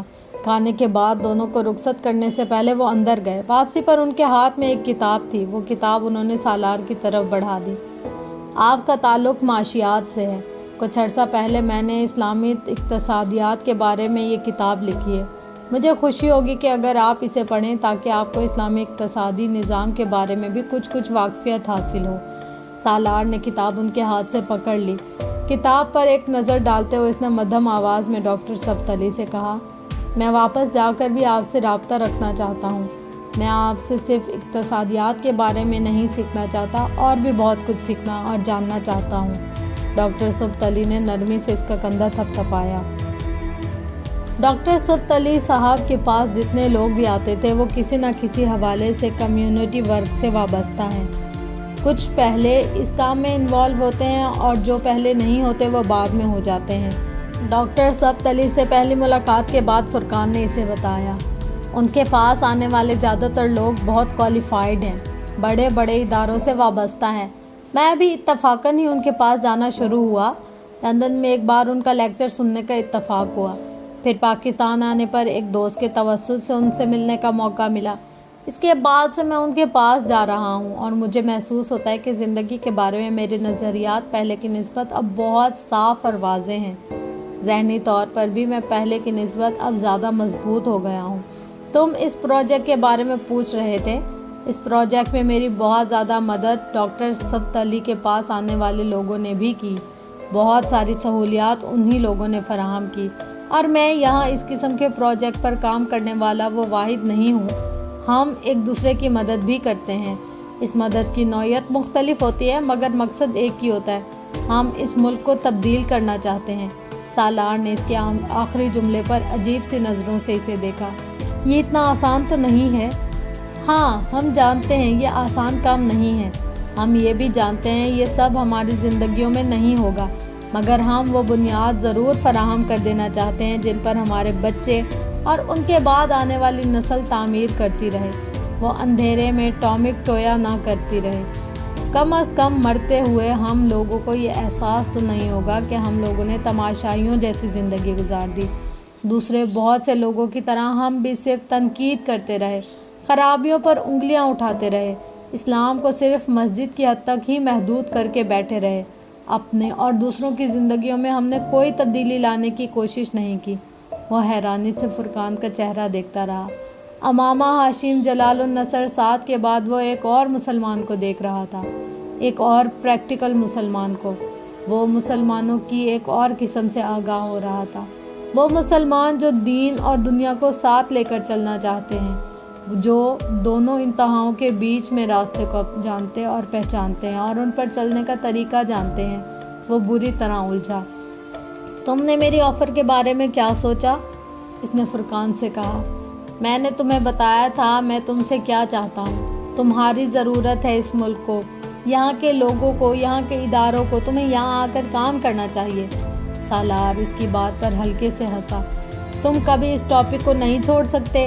اچھا، میں اس پر سوچوں گا۔ پھر تم میری آفر کے بارے میں کیا کہو گے؟ میرے گاؤں کے قریب ہی ایک اور گاؤں ہے، اسی حالت میں جس حالت میں 10-15 سال پہلے میرا گاؤں تھا۔ میں آج کل کوشش کر رہا ہوں کہ وہاں پر اسکول بنا دیں۔ پرائمری اسکول تو گورنمنٹ کا وہاں ہے، مگر آگے کچھ نہیں ہے۔ اگر تم وہاں اسکول شروع کرو تو یہ زیادہ بہتر ہوگا۔ میں اور میری فیملی تمہاری غیر موجودگی میں اسے دیکھیں گے۔ ہم اسے قائم کرنے میں بھی تمہاری مدد کریں گے، مگر پھر تمہیں خود ہی اسے چلانا ہوگا۔ صرف روپیہ فراہم کر دینا کافی نہیں ہوگا۔ فرقان نے کچھ دیر کی خاموشی کے بعد کہا۔ کل چل سکتے ہو میرے ساتھ وہاں؟ سالار نے کچھ سوچتے ہوئے کہا۔ تمہاری تو فلائٹ ہے کل صبح۔ نہیں، میں 2 دن بعد چلا جاؤں گا۔ ایک بار میں چلا گیا تو فوری طور پر میرے لیے واپس آنا ممکن نہیں رہے گا، اور میں جانے سے پہلے یہ کام شروع کر دینا چاہتا ہوں، اس نے فرقان سے کہا۔ فرقان نے سر ہلا دیا۔ وہ اس رات کی فلائٹ سے اسلام آباد گئے اور پھر رات کو ہی فرقان کے گاؤں چلے گئے۔ رات وہاں قیام کرنے کے بعد صبح فجر کے وقت فرقان کے ساتھ وہ اس کے گاؤں میں گیا۔ دوپہر 12 بجے تک وہ اس گاؤں کے لوگوں سے ملتے رہے اور وہاں پھرتے رہے۔ وہاں موجود پرائمری اسکول کو دیکھ کر سالار کو یقین نہیں آیا تھا۔ وہ اپنی حالت سے کچھ بھی لگتا تھا مگر اسکول نہیں تھا۔ فرقان کو اس طرح کوئی شوق نہیں لگا تھا۔ وہ وہاں کے حالات سے پہلے ہی بہت اچھی طرح باخبر تھا۔ وہ سال میں 3-4 مرتبہ مختلف دیہات میں میڈیکل کیمپس لگوایا کرتا تھا، اور وہ دیہات کی زندگی اور وہاں کی حالت سے سالار کی نسبت بہت اچھی طرح واقف تھا۔ فرقان کو شام کی فلائٹ سے لاہور جانا تھا۔ وہ لوگ 2 بجے کے قریب وہاں سے اسلام آباد جانے کے لیے روانہ ہو گئے۔ اسکول کے پروجیکٹ کو شروع کرنے سے پہلے سکندر عثمان سے اس کی بات ہوئی تھی۔ اس نے مختصر الفاظ میں انہیں اس پروجیکٹ کے بارے میں بتایا تھا۔ وہ کسی مداخلت کے بغیر اس کی بات سنتے رہے۔ پھر انہوں نے بڑی سنجیدگی سے اس سے کہا، یہ سب کچھ کیوں کر رہے ہو تم؟ پاپا، میں اس کام کی ضرورت محسوس کرتا ہوں لوگوں کو۔ انہوں نے سالار کی بات کاٹ دی۔ میں اسکول کی بات نہیں کر رہا۔ پھر آپ کس چیز کی بات کر رہے ہیں؟ وہ حیران ہوا۔ میں تمہارے لائف سٹائل کی بات کر رہا ہوں۔ میرے لائف سٹائل کو کیا ہوا؟ وہ چونکا۔ سکندر عثمان اسے دیکھتے رہے۔ تم نے قرآن پاک حفظ کرنے کے بارے میں ہمیں اس وقت بتایا جب تم حفظ کر چکے تھے۔ اوکے فائن، میں نے کچھ نہیں کہا۔ تم حج پر جانا چاہتے تھے، میرے اس سلسلے میں کچھ تحفظات تھے، مگر میں نے تمہیں نہیں روکا۔ تم نے ہر طرح کی سوشل لائف ختم کر دی، میں نے اعتراض نہیں کیا۔ تم مذہب میں ضرورت سے زیادہ دلچسپی لینے لگے، نماز شروع کر دی، وہ بھی مسجد میں نے پھر بھی کچھ نہیں کہا۔ تم نے بزنس کرنے کے بجائے جاب کرنا چاہی، وہ بھی یہاں نہیں امریکہ میں نے تمہیں کرنے دی۔ اب تم ایک اسکول کھولنا چاہ رہے ہو۔ اب ضروری ہو گیا ہے کہ ہم اس معاملے پر تم سے سنجیدگی سے بات کر لیں۔ سکندر عثمان بے حد سنجیدہ تھے۔ تمہیں اندازہ ہے کہ تمہارا یہ لائف سٹائل تمہیں ہمارے سوشل سرکل کے لیے ناقابل قبول بنا دے گا۔ پہلے تم ایک انتہا پر تھے، اب تم دوسری انتہا پر ہو۔ 25-26 سال کی عمر میں جن کاموں میں تم اپنے آپ کو انوالو کر رہے ہو وہ غیر ضروری ہیں۔ تمہیں اپنے کیریئر پر دھیان دینا چاہیے اور اپنے لائف سٹائل میں تبدیلی لانا چاہیے۔ ہم جس کلاس سے تعلق رکھتے ہیں وہاں مذہب سے ایسی وابستگی بہت سے مسائل پیدا کر دیتی ہے۔ وہ سر جھکائے ان کی باتیں سن رہا تھا۔ اور صرف تمہارے لیے ہی نہیں، ہمارے لیے بھی بہت سے مسائل پیدا ہو جائیں گے۔ تم خود سوچو، تم لوگوں کو کیا امپریشن دینے کی کوشش کر رہے ہو؟ کل کو ہم یا تم خود جب اپنی کلاس کی کسی اچھی فیملی کی لڑکی کے ساتھ شادی کرنا چاہو گے تو تمہاری یہ مذہبی وابستگی تمہارے لیے کتنے مسائل پیدا کرے گی، تمہیں اندازہ ہے؟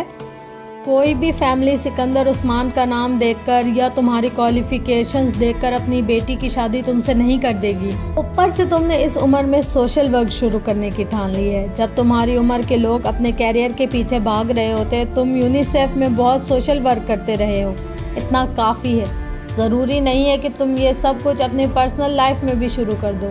جو پیسہ تم اس اسکول پر اور لوگوں کی زندگیاں بہتر بنانے کے لیے ضائع کرو گے، اسے تم اپنے آئندہ آنے والی نسلوں کے لیے محفوظ کرو، انہیں آسائشیں دینے کے لیے، ایک آرام دہ لائف سٹائل دینے کے لیے اپنے آپ پر خرچ کرو۔ 300 سال کی زندگی نہیں ہے تمہاری، پھر اتنی سی عمر میں بڑھاپے کو کیوں سوار کر لیا ہے تم نے اپنے اعصاب پر؟ ایک حادثہ ہوا، برا ہوا، تم نے سبق سیکھا، بہت اچھا کیا، بس اتنا کافی ہے۔ اس کا مطلب یہ نہیں ہے کہ تم اس عمر میں تسبیح پکڑ لو۔ وہ رکے۔ کیا میری بات کو سمجھ رہے ہو؟ انہوں نے پوچھا۔ پاپا، میں نے تسبیح نہیں پکڑی، سالار نے ان کا سوال دینے کے بجائے کہا۔ آپ نے زندگی میں توازن رکھنے کی بات کی ہے تو میں توازن رکھنے کی ہی کوشش کر رہا ہوں۔ میں اپنے کیریئر میں کہاں پر کھڑا ہوں آپ اچھی طرح جانتے ہیں، میری کارکردگی سے آپ واقف ہیں، میں واقف ہوں، اور اسی لیے تم سے کہہ رہا ہوں کہ اگر تم اس طرح کی سرگرمیوں میں خود کو انوالو نہ کرو تو تم بہت آگے جا سکتے ہو۔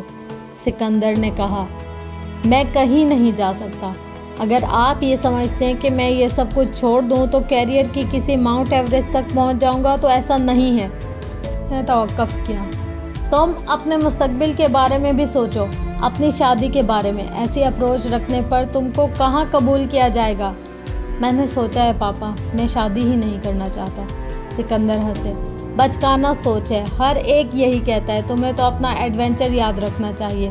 ان کا اشارہ کس طرف تھا وہ جانتا تھا۔ وہ بہت دیر کچھ نہیں کہہ سکا، یہ بھی نہیں کہ وہ ایک ایڈونچر کی وجہ سے شادی نہیں کرنا چاہتا تھا۔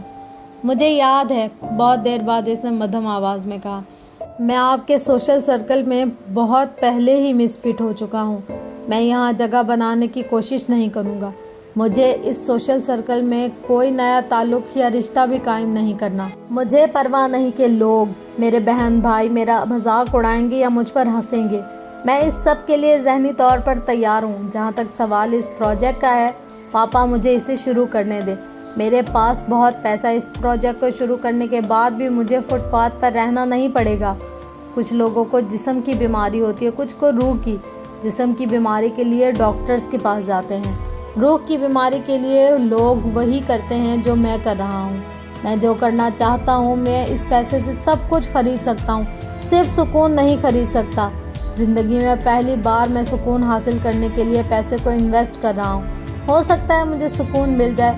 سکندر عثمان کی سمجھ میں نہیں آیا کہ وہ اس سے کیا کہیں۔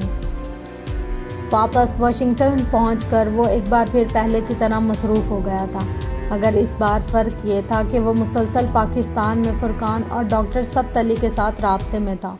فرقان اسے اسکول کے بارے میں ہونے والی تفصیلات سے آگاہ کرتا رہتا تھا۔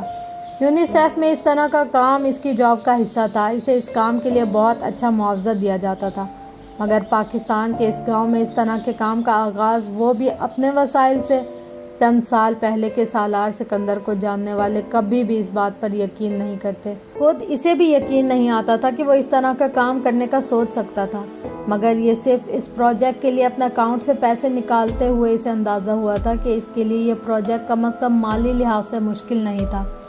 پچھلے 3 سالوں میں اس کے اخراجات میں بہت کمی آ گئی تھی۔ بہت ساری وہ چیزیں اس کی زندگی سے نکل گئی تھیں جن پر وہ اندھا دھند پیسہ خرچ کرتا تھا۔ وہ اپنے بینک اکاؤنٹ میں رقم جان کر حیران ہو گیا تھا۔ وہ ایسا شخص نہیں تھا جس سے پیسہ جمع کرنے کی توقع کی جا سکتی تھی۔ ایم فل کے لیے اس کے پاس اسکالرشپ تھا، اسے کم از کم اس کے لیے اپنے پاس سے کچھ خرچ نہیں کرنا پڑتا تھا۔ اس دن اپنے اپارٹمنٹ میں چلتے پھرتے اس نے پہلی بار وہاں موجود تمام چیزوں کو غور سے دیکھا تھا۔ اس کے اپارٹمنٹ میں کہیں بھی کوئی بھی مہنگی چیز نہیں تھی، بلکہ سامان بہت ہی محدود تھا۔ اس کا کچن بھی کھانے پینے کی چیزوں سے تقریباً خالی تھا۔ کافی، چائے، دودھ اور اس طرح کی چند دوسری چیزیں۔ اس کا اپارٹمنٹ میں بہت کم وقت گزرتا تھا۔ وہ وقت گزرتا تھا جو سونے میں گزرتا تھا۔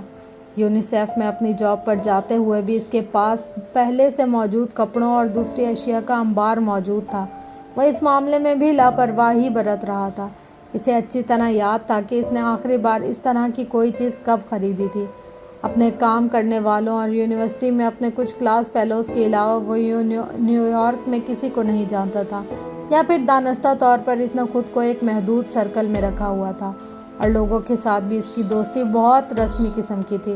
واحد چیز جس پر وہ خرچ کرتا تھا وہ کتابیں تھیں۔ اس لائف سٹائل کے ساتھ اگر اس کے اکاؤنٹ میں اتنی رقم جمع ہو گئی تھی تو یہ کوئی خلاف توقع بات نہیں تھی۔ آفس، یونیورسٹی، فلیٹ، اس کی زندگی کے معاملات میں چوتھی چیز کوئی تھی ہی نہیں۔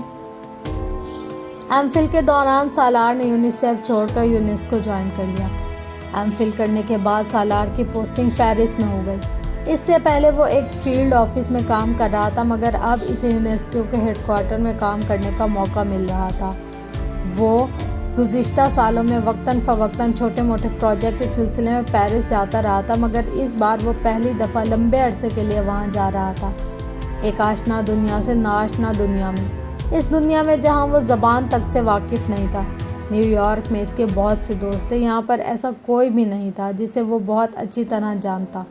یونیسیف میں کیے جانے والے انتھک کام کی طرح وہ یہاں آ کر ایک بار پھر اسی طرح کرنے لگا تھا، مگر اسلام آباد کے نوائی علاقے میں شروع کیا جانے والا وہ اسکول یہاں بھی اس کے ذہن سے محو نہیں ہوا تھا۔ بعض دفعہ اسے حیرت ہوتی تھی کہ وہ اپنی جاب میں تعلیم سے اتنا گہرا تعلق ہونے کے باوجود آخر اسے کبھی فرقان کی طرح وہ اسکول کھولنے کا خیال کیوں نہیں آیا۔ اگر اس اسکول کے بارے میں وہ کئی سال پہلے سوچ لیتا تو شاید آج یہ اسکول بہت مستحکم بنیادوں پر کھڑا ہوتا۔ مجھے پاکستان سے زیادہ محبت نہیں ہے، نہ ہی اس لیے کہ میں کوئی گہری انسیت رکھتا ہوں، اس نے شروع کی ملاقات میں ایک بار فرقان سے کہا تھا۔ کیوں؟ فرقان نے پوچھا تھا۔ کیوں کا جواب تو میں نہیں دے سکتا، بس پاکستان کے لیے کوئی خاص احساس میرے دل میں نہیں ہے، اس نے کندھے اچکا کر کہا۔ یہ جاننے کے باوجود کہ یہ تمہارا ملک ہے؟ ہاں، یہ جاننے کے باوجود۔ امریکہ کے لیے خاص احساسات ہیں؟ امریکہ سے محبت ہے؟ فرقان نے پوچھا۔ نہیں، اس کے لیے بھی میرے دل میں کچھ نہیں ہے، اس نے اطمینان سے کہا۔ فرقان نے اس بار حیرانی سے اسے دیکھا۔ دراصل میں وطنیت پر یقین نہیں رکھتا، اس نے فرقان کو حیران دیکھ کر وضاحت کی۔ یا پھر مجھے ان جگہوں کے لیے محبت پیدا کرنے میں دقت محسوس ہوتی ہے جہاں میں رہتا ہوں۔ میں کل کسی تیسرے ملک میں رہوں گا تو امریکہ کو بھی یاد نہیں کروں گا۔ تم بڑے عجیب آدمی ہو سالار، فرقان نے بے اختیار کہا۔ کیا یہ ممکن ہے کہ آدمی اپنے ملک کے لیے یا اس جگہ کے لیے کوئی خاص احساس ہی نہ رکھے جہاں وہ رہتا ہو؟ فرقان کو اس کی بات پر یقین نہیں آیا تھا، مگر اس نے کچھ غلط نہیں کہا تھا۔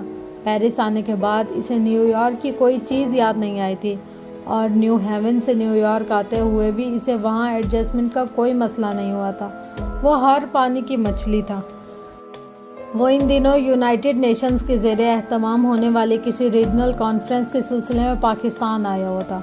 وہ پرتھ کانٹیننٹل میں ٹھہرا ہوا تھا۔ اسے وہاں ایک بزنس مینجمنٹ کے ادارے میں کچھ لیکچرز دینے تھے، اور فرقان کے ساتھ اپنے اسکول کے سلسلے میں کچھ امور کو بھی طے کرنا تھا۔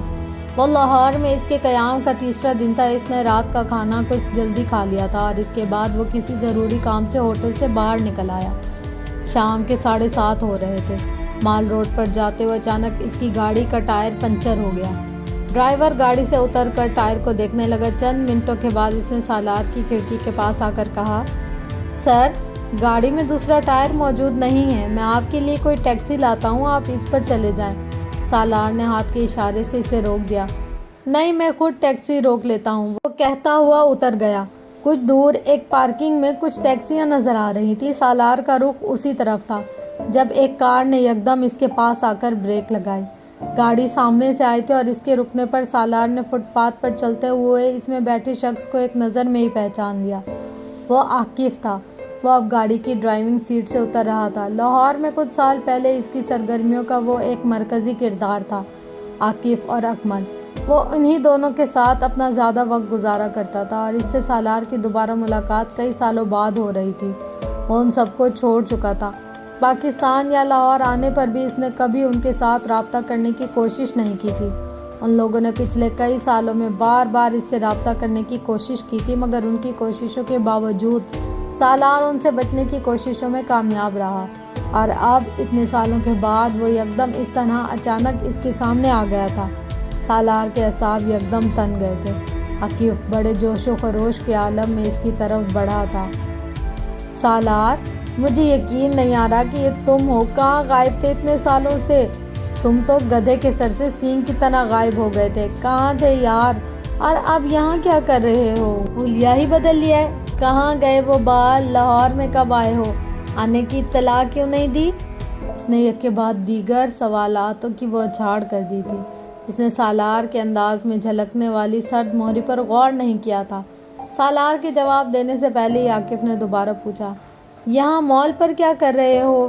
گاڑی خراب ہو گئی تھی، میں ٹیکسی کی طرف جا رہا ہوں، سالار نے کہا۔ کہاں جا رہے ہو؟ میں ڈراپ کر دیتا ہوں، عاکف نے بے تکلفی سے کہا۔ نہیں، میں چلا جاتا ہوں، ٹیکسی پاس ہی ہے، سالار نے تیزی سے کہا۔ عاکف نے اس کی بات سنی انسنی کر دی۔ چلو اندر بیٹھو۔ اس نے بازو پکڑ کر کھینچ لیا۔ سالار سٹ پٹایا لیکن اس کی گاڑی کی طرف بڑھ گیا۔ اس کا موڈ بہت خراب ہونے لگا تھا۔ تم تو اسٹیٹکس پڑھنے چلے گئے تھے اور پھر مجھے پتہ چلا کہ تم نے وہاں جاب کر لی، پھر اچانک پاکستان کیسے؟ عاکف نے گاڑی سٹارٹ کرتے ہوئے پوچھا۔ کیا چھٹیاں گزارنے آئے ہو؟ ہاں، سالار نے مختصر کہا۔ وہ اس طرح سے جان چھڑا سکتا تھا۔ کیا کر رہے ہو آج کل؟ عاکف نے گاڑی چلاتے ہوئے پوچھا۔ یونائٹڈ نیشنز کی ایک ایجنسی میں کام کر رہا ہوں۔ یا لاہور میں کہاں ٹھہرے ہو؟ پی سی میں۔ ارے پی سی میں کیوں ٹھہرے ہو؟ میرے پاس آتے یا مجھے فون کرتے۔ کب آئے یہاں؟ عاکف نے کہا۔ کل۔ بس تو پھر میرے ساتھ رہو، میرے گھر رہو، ضرورت نہیں ہے ہوٹل میں رہنے کی۔ نہیں، میں کل صبح اسلام آباد واپس جا رہا ہوں، سالار نے روانی سے جھوٹ بولا۔ وہ عاکف سے ہر قیمت پر جان چھڑا لینا چاہتا تھا۔ اسے اس سے الجھن ہو رہی تھی، یا پھر یہ شاید اس کے ساتھ گزارے جانے والا ماضی تھا جو اسے تکلیف میں مبتلا کر رہا تھا۔ اگر کل اسلام آباد واپس جا رہے ہو تو پھر آج میرے ساتھ رہو، کھانا کھاؤ میرے ساتھ گھر چل کر، عاکف نے آفر کی۔ کھانا میں 10 منٹ پہلے ہی کھا کر نکلا ہوں، پھر بھی میرے ساتھ گھر چلو، تمہیں اپنی بیوی سے ملواؤں گا۔ شادی ہو گئی تمہاری؟ ہاں، 3 سال ہو گئے، عاکف نے کہا۔ پھر پوچھا، اور تم نے شادی کر لی؟ نہیں۔ کیوں؟ بس کچھ مصروفیات تھیں اس لیے، سالار نے کہا۔ گڈ، ابھی آزاد ہی پھر رہے ہو، عاکف نے ایک گہرا سانس لیا۔ خوش قسمت ہو، سالار نے جواب میں کچھ نہیں کہا۔ عاکف نے اس سے بات کرتے ہوئے گلو کمپارٹمنٹ کھول کر اندر سے ایک کیسٹ نکالنی چاہی۔ اس کا دھیان ذرا بھٹکا اور کیسٹ نکالتے نکالتے گلو کمپارٹمنٹ سے بہت سی چیزیں سالار کی گود اور نیچے اس کے پیروں میں گر پڑیں۔ ٹو بیڈ، عاکف نے بے اختیار کہا۔ سالار جھک کر چیزیں اٹھانے لگا۔ عاکف نے گاڑی کے اندر کی لائٹ جلا دی۔ وہ ان چیزوں کو سمیٹ کر گلو کمپارٹمنٹ میں رکھنے لگا تھا جب وہ ٹھٹک گیا۔ کسی نے اس کے جسم میں جیسے کرنٹ سے دوڑا دیا۔ گلو کمپارٹمنٹ کے کونے میں ایئر رنگ پڑے تھے۔ سالار کے ہاتھوں میں بے اختیار لرزش آ گئی۔ بایاں ہاتھ بڑھا کر اس نے ایئر رنگز کو باہر نکال لیا۔ وہ اب اس کی ہتھیلی پر گاڑی کے اندر جلتی روشنی میں چمک رہے تھے۔ وہ بے یقینی کے عالم میں اسے دیکھ رہا تھا۔ بہت سال پہلے اس نے ان ایئر رنگز کو کسی کے کانوں میں دیکھا تھا۔ 1 بار، 2 بار، 3 بار، چوتھی بار وہ انہیں اب بھی دیکھ رہا تھا۔ اسے کوئی شبہ نہیں تھا، وہ امامہ ہاشم کے ایئر رنگز تھے۔ وہ آنکھیں بند کر کے کاغذ پر ان کا ڈیزائن اتار سکتا تھا، ہر پیچ و خم کو۔ عاکف نے اس کی ہتھیلی سے وہ ایئر رنگز اٹھا لیے۔ کسی نے جیسے سالار کا سکتہ توڑ دیا تھا۔ عاکف نے ان ایئر رنگز کو ایک بار پھر گلو کمپاؤنڈ میں رکھ دیا۔ یہ ایئر رنگز؟ وہ اٹکتے ہوئے بولا۔ یہ تمہاری بیوی کے ہیں، سالار نے اپنے سوال کو مکمل کیا۔ بیوی کے؟ عاکف ہنسا۔ کام آن یار، بیوی کے ہوتے تو میں یہاں رکھتا، سالار پلکیں جھپکائے بغیر اسے دیکھتا رہا۔ پھر اس نے سرسراتی ہوئی آواز میں کہا، یار یہ ایک گرل فرینڈ میری پچھلی رات میرے ساتھ تھی، ایئر رنگز میرے بیڈ روم میں چھوڑ گئی۔ ایمرجنسی میں ہی جانا پڑا اسے کیونکہ روحا واپس آ گئی تھی۔ میں نے یہ ایئر رنگز لا کر گاڑی میں رکھ دیے کیونکہ آج میرا اس کی طرف جانے کا ارادہ ہے، عاکف نے بڑی بے تکلفی سے اسے بتایا۔ Girl friend? सालार के हलक में जैसे फंदा लगा। हाँ, girl friend, red light area की ही एक लड़की है, अब इधर डिफेंस में शिफ्ट हो गई है। क्या नाम है इसका? अमामा, रेड लाइट एरिया की लड़की तो कभी नहीं हो सकती, यकीनन मुझे गलत फहमी हुई है, इसने आकिफ को देखते हुए सोचा। स्नोबर, आकिफ ने इसका नाम बताया। सालार ने चेहरा मोड़कर हाथ में पकड़ी चीज़ ग्लो कंपाउंड में रखकर इसे बंद कर दिया। इसे वाकई गलत फहमी हुई थी। आकिफ गाड़ी की लाइट ऑफ कर चुका था। सीट की पुश्त से टेक लगाकर सालार ने गहरा सांस लिया। मगर ये इसका असली नाम नहीं है, आकिफ ने बात जारी रखी। असली नाम इसका अमामा है। सालार के कानों में कोई धमाका हुआ था, या फिर ये पिघला हुआ शीशा था जो किसी ने इसके कानों में उंडेल दिया था। आकिफ अब स्टीयरिंग पर थोड़ा आगे झुके होंठों में दबा सिगरेट लाइटर से जला रहा था। तुमने क्या कहा? सालार की आवाज़ में लर्जिश थी। क्या कहा? आकिफ ने सिगरेट का कश लेते हुए इसे देखा। नाम बता रहे थे तुम इसका। हाँ, अमामा, तुम जानते हो इसे? आकिफ ने अजीब सी मुस्कुराहट के साथ सालार को देखा। खिड़की का शीशा अब इसने खोल दिया था। सालार यकटुक इसे देखता रहा, यूं जैसे वो आकिफ को पहली बार देख रहा था। इयररिंग्स अब इसकी मुट्ठी की गिरफ्त में थे। मैं क्या पूछ रहा हूँ यार, तुम जानते हो इसे? आकिफ ने होंठ से सिगरेट उंगलियों में मुंतकिल करते हुए कहा। मैं सालार ने कुछ बोलने की कोशिश की। अपनी आवाज़ इसे किसी खाई से आती महसूस हुई। रेड लाइट एरिया वो आखिरी जगह थी जहाँ इसने कभी अमामा के होने का तस्वुर किया था। गाड़ी के अंदर चलने वाली रोशनी में आकिफ ने बहुत गौर से देखा। इसके जर्द पड़ते हुए चेहरे को, इसकी हाथ की बंद मुट्ठी को, इसके खपाते हुए होंठों को, इसके बेरब्त बेमायने लफ्ज़ों को। आकिफ मुस्कुरा दिया। इसने इसके कंधे पर तसल्ली आमेज़ अंदाज में थपकी दी। डोंट वरी यार, क्यों घबरा रहे हो? वो सिर्फ गर्लफ्रेंड है मेरी। अगर तुम्हारे और इसके दरमियान भी कुछ है तो कोई बात नहीं, हम तो पहले भी बहुत कुछ शेयर करते थे, याद है तुम्हें? आकिफ ने कहका लगाया। या फिर इसने बारूद में तीली फेंकी। ये तो फिर लड़की है।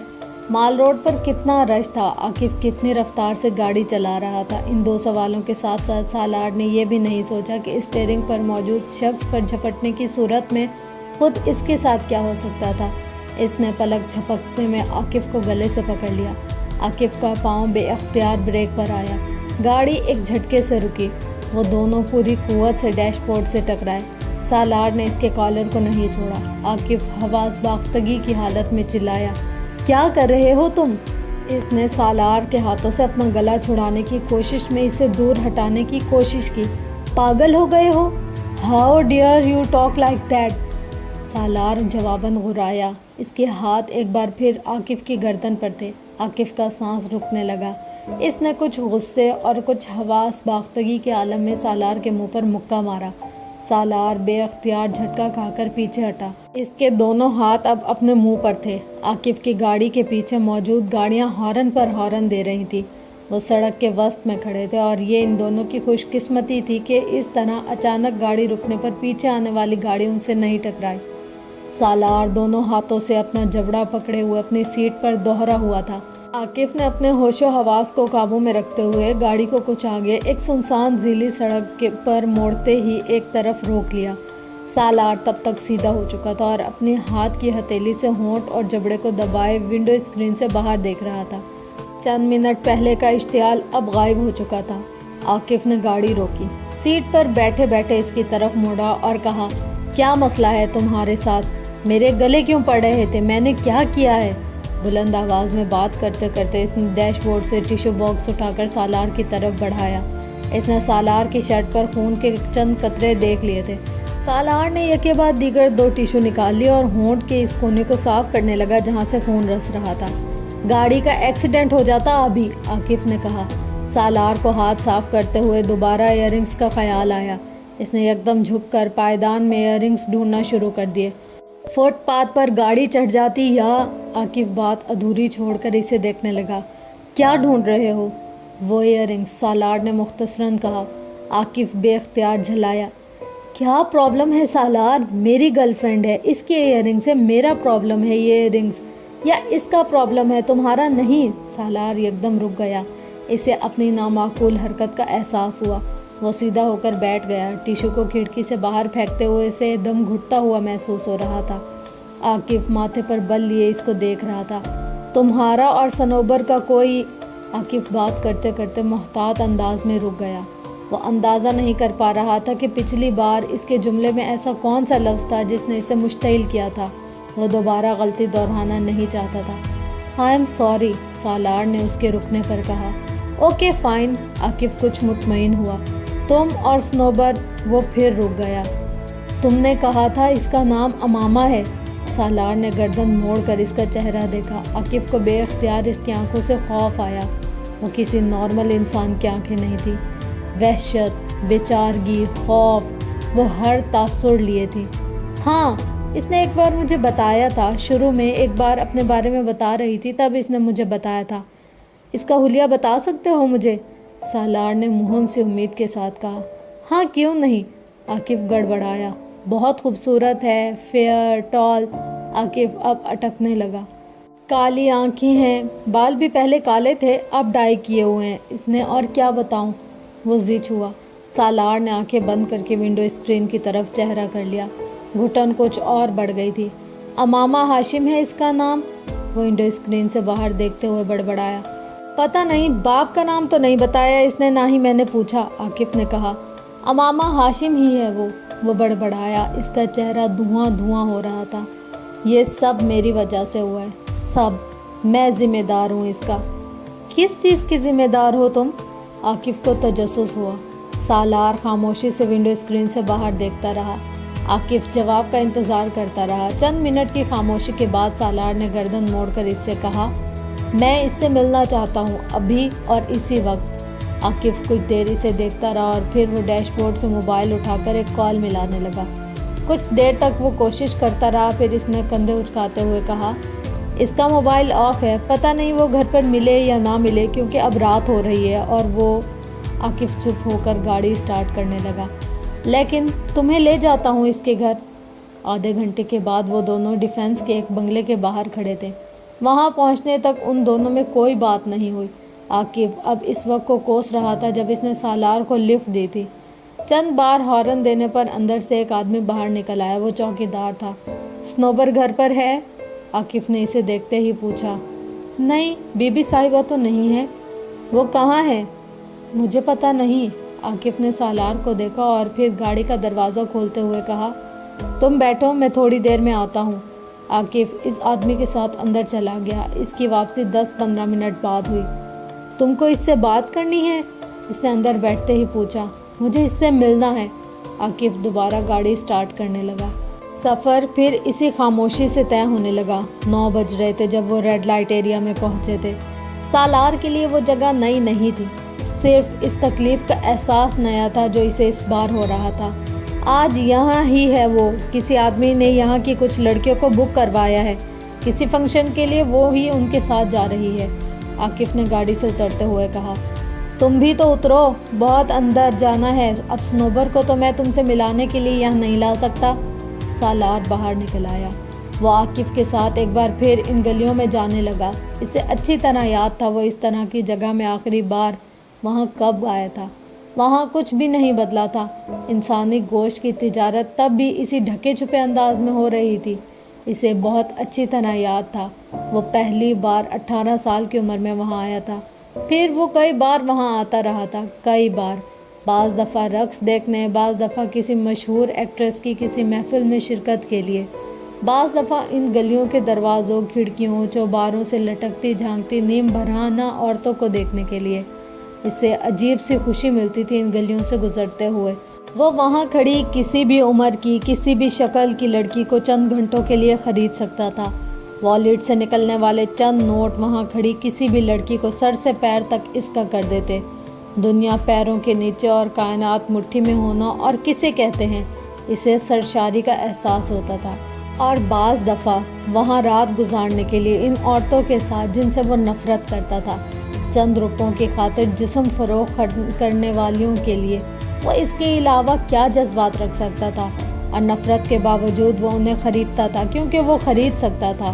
18-19 سال کی عمر میں اسے یقین تھا ان عورتوں میں کبھی کوئی ایسی عورت نہیں ہو سکتی تھی جس سے اس کا کوئی تعلق ہوتا، خونی رشتہ ہوتا یا محبت ہوتی۔ اس کی ماں اور بہن ایلیٹ کلاس کی فرد تھی، اس کی بیوی کو بھی اسی کلاس کے کسی گھر سے آنا تھا، اس کی بیٹی بھی اسی کلاس سے ہوتی۔ ریڈ لائٹ ایریا کی عورتوں سے انہیں اسی کام کے لیے پیدا کیا گیا تھا۔ اسے یقین تھا اکڑی گردن، اٹھی ہوئی تھوڑی اور تنے ہوئے ابروں کے ساتھ وہ اس مخلوق سے جتنی نفرت کرتا کم تھی، جتنی تذلیل کرتا ناکافی تھی۔ اور اب قسمت نے کیا کیا تھا اس کے ساتھ؟ 7 پردوں میں رہنے والی اس عورت کو، جس کے جسم پر وہ کسی کی انگلی کے لمس تک کو برداشت نہیں کر سکتا تھا، اسے اس بازار میں پھینک دیا گیا تھا۔